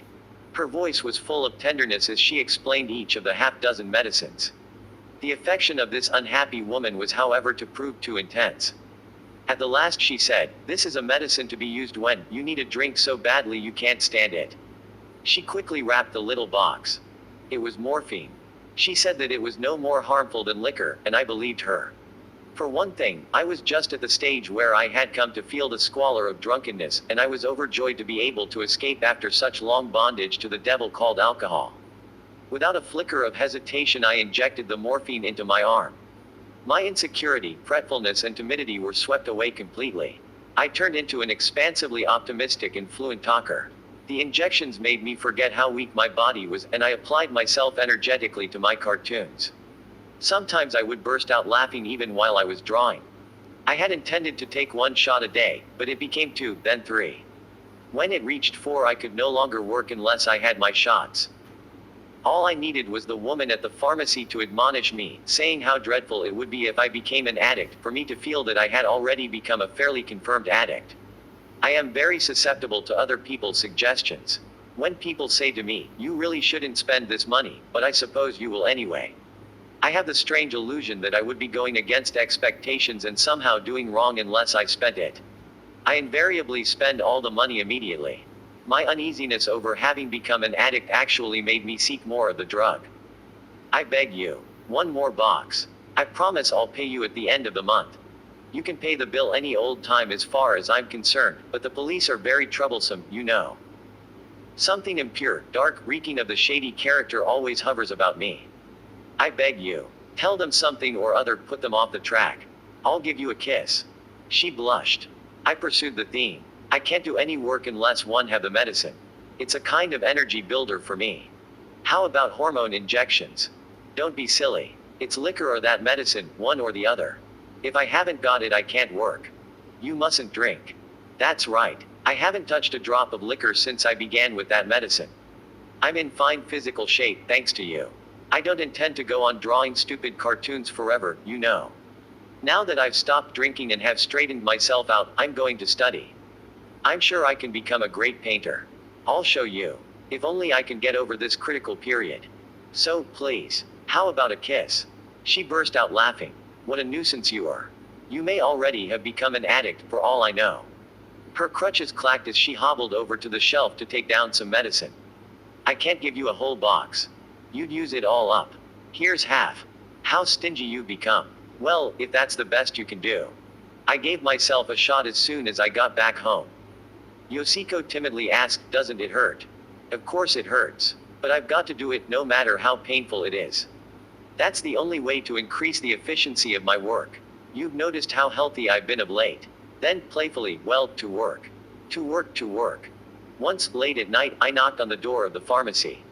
As soon as I caught sight of the woman in her nightgown hobbling forward on her crutches, I threw my arms around her and kissed her. I pretended to weep. She handed me a box without a word. By the time I had come to realize acutely that drugs were as abominable, as foul, no, fouler, than gin, I had already become an out-and-out addict. I had truly reached the extreme of shamelessness. Out of the desire to obtain the drug, I began again to make copies of pornographic pictures. I also had what might literally be called a very ugly affair with the crippled woman from the pharmacy. I thought, I want to die. I want to die more than ever before. There's no chance now of a recovery. No matter what sort of thing I do, no matter what I do, it's sure to be a failure, just a final coating applied to my shame. That dream of going on bicycles to see a waterfall framed in summer leaves, it was not for the likes of me. All that can happen now is that one foul, humiliating sin will be piled on another, and my sufferings will become only the more acute. I want to die. I must die. Living itself is the source of sin. I paced back and forth, half in a frenzy, between my apartment and the pharmacy. The more I worked, the more morphine I consumed, and my debt at the pharmacy reached a frightening figure. Whenever the woman caught sight of my face, the tears came to her eyes. I also wept. Inferno. I decided as a last resort, my last hope of escaping the inferno, to write a long letter to my father in which I confessed my circumstances fully and accurately, with the exception, of course, of my relations with women. If it failed, I had no choice but to hang myself, a resolve which was tantamount to a bet on the existence of God. The result was to make everything only the worse. The answer, for which I waited day and night, never came, and my anxiety and dread caused me to increase still further the dosage of the drug. I made up my mind one day to give myself 10 shots that night and throw myself into the river. But on the afternoon of the very day I chose for the event, Flatfish appeared with Horiki in tow, seemingly having managed with his diabolical intuition to sniff out my plan. Horiki sat in front of me and said, with a gentle smile, the like of which I had never before seen on his face, I hear you cough blood. I felt so grateful, so happy for that gentle smile that I averted my face and wept. I was completely shattered and smothered by that one gentle smile. I was bundled into an automobile. Flatfish informed me in a quiet tone, so calm indeed that it might almost have been characterized as compassionate, that I should have to go for the time being to a hospital, and that I should leave everything to them. Weeping helplessly, I obeyed whatever the two of them decreed, like a man bereft of all will, decision and everything else. The four of us, Yoshiko came along. We're tossed in the car for quite a long time. About dusk we pulled up at the entrance to a large hospital in the woods. My only thought was, this must be a sanatorium. I was given a careful, almost unpleasantly considerate examination by a young doctor. You'll need to rest and recuperate here for a while, he said, pronouncing the words with a smile I could only describe as bashful. When Flatfish, Horiki and Yoshiko were about to go, leaving me there alone, Yoshiko handed me a bundle containing a change of clothes, then silently offered from her handbag the hypodermic needle and the remaining medicine.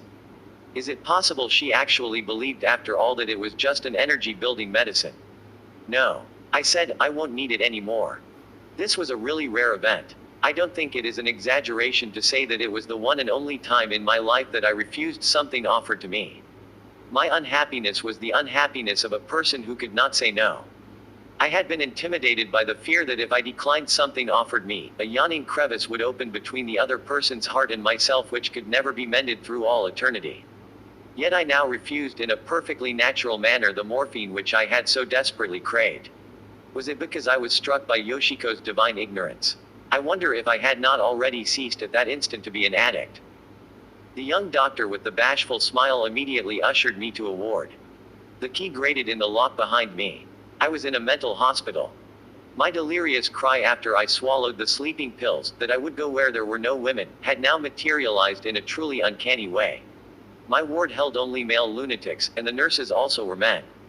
There was not a single woman.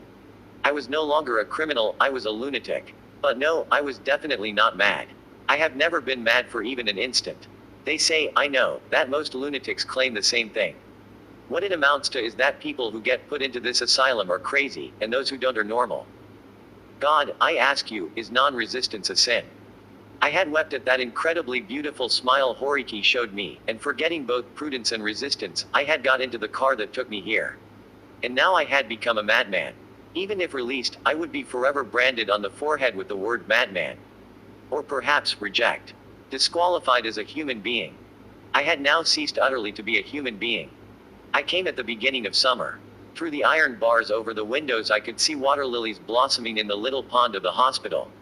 3 months later, when the cosmos were beginning to bloom in the garden, my eldest brother and Flatfish came, to my great surprise, to take me out.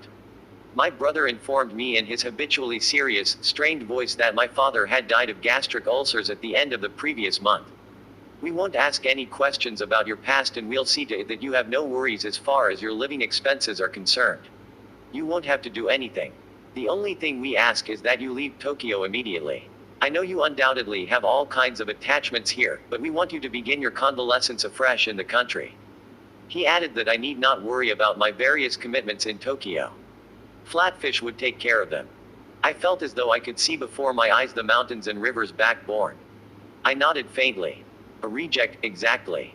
The news of my father's death eviscerated me. He was dead, that familiar, frightening presence who had never left my heart for a split second.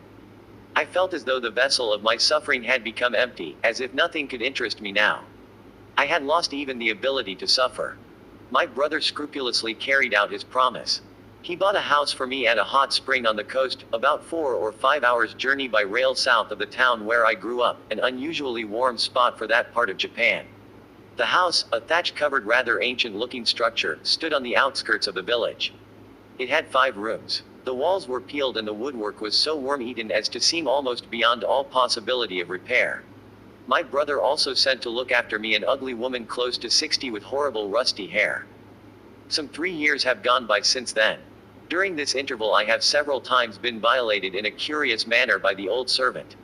Once in a while we quarrel like husband and wife. My chest ailment is sometimes better, sometimes worse. My weight fluctuates accordingly. Occasionally I cough blood. Yesterday I sent Tetsu, the old servant, off to the village drugstore to buy some sleeping pills. She came back with a box rather different in shape from the one I'm accustomed to, but I paid it no particular attention. I took 10 pills before I went to bed but was surprised not to be able to sleep at all. Presently I was seized with a cramp in my stomach. I rushed to the toilet 3 times in succession with terrible diarrhea. My suspicions were aroused. I examined the box of medicine carefully, it was a laxative. As I lay on my bed staring at the ceiling, a hot water bottle on my stomach, I wondered whether I ought to complain to Tetsu. I thought of saying, these aren't sleeping pills. They're a laxative, but I burst out laughing. I think reject must be a comic noun. I had taken a laxative in order to go to sleep. Now I have neither happiness nor unhappiness. Everything passes. That is the one and only thing I have thought resembled a truth in the society of human beings where I have dwelled up to now as in a burning hell. Everything passes. This year I am 27. My hair has become much grayer. Most people would take me for over 40. Epilogue. I never personally met the madman who wrote these notebooks.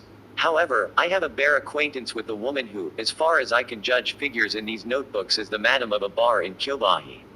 She is a slightly built, rather sickly-looking woman, with narrow, tilted eyes and a prominent nose. Something hard about her gives you the impression less of a beautiful woman than of a handsome young man. The events described in the notebooks seem to relate mainly to the Tokyo of 1930 or so, but it was not until about 1935, when the Japanese military clique was first beginning to rampage in the open, that friends took me to the bar. I drank highballs there 2 or 3 times. I was never able therefore to have the pleasure of meeting the man who wrote the notebooks. However, this February I visited a friend who was evacuated during the war to Funahashi in Chiba Prefecture. He is an acquaintance from university days, and now teaches at a woman's college. My purpose in visiting him was to ask his help in arranging the marriage of one of my relatives, but I thought while I was at it, I might buy some fresh seafood to take home to the family. I set off for Funahashi with a rucksack on my back. Funahashi is a fairly large town facing a muddy bay. My friend had not lived there long, and even though I asked for his house by the street and number, nobody seemed able to tell me the way. It was cold, and the rucksack hurt my shoulders. Attracted by the sound of a record of violin music being played inside a coffee shop, I pushed open the door. I vaguely remembered having seen the madam. I asked her about herself, and discovered she was in fact the madam of the bar in Kyobashi I had visited 10 years before. When this was established, she professed to remember me also. We expressed exaggerated surprise and laughed a great deal. There were many things to discuss even without resorting, as people always did in those days, to questions about each other's experiences during the air raids. I said, "You haven't changed a bit." "No, I'm an old woman already. I creak at the joints." "You're the one who really looks young."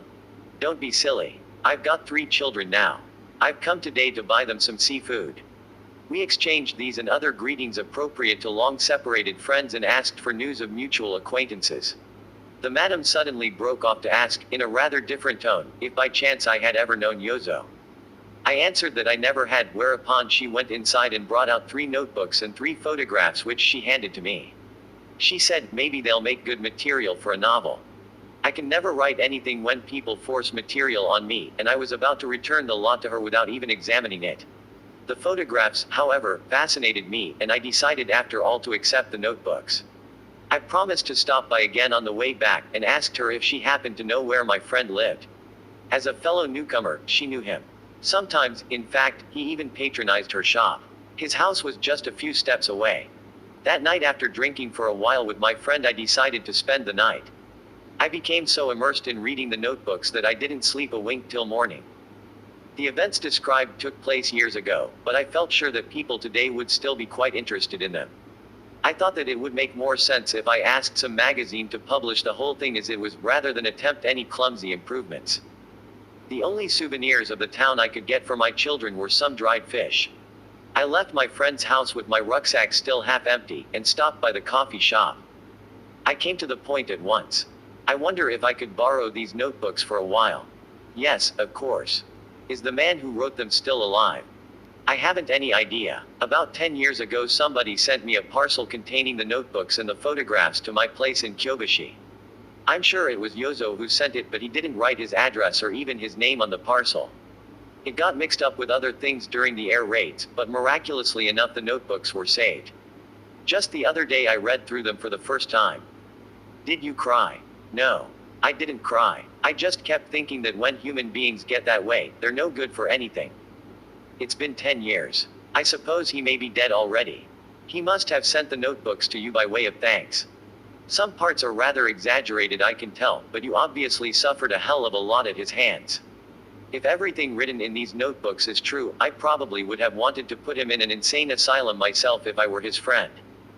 It's his father's fault, she said unemotionally. The Yozo we knew was so easygoing and amusing, and if only he hadn't drunk, no, even though he did drink, he was a good boy, an angel.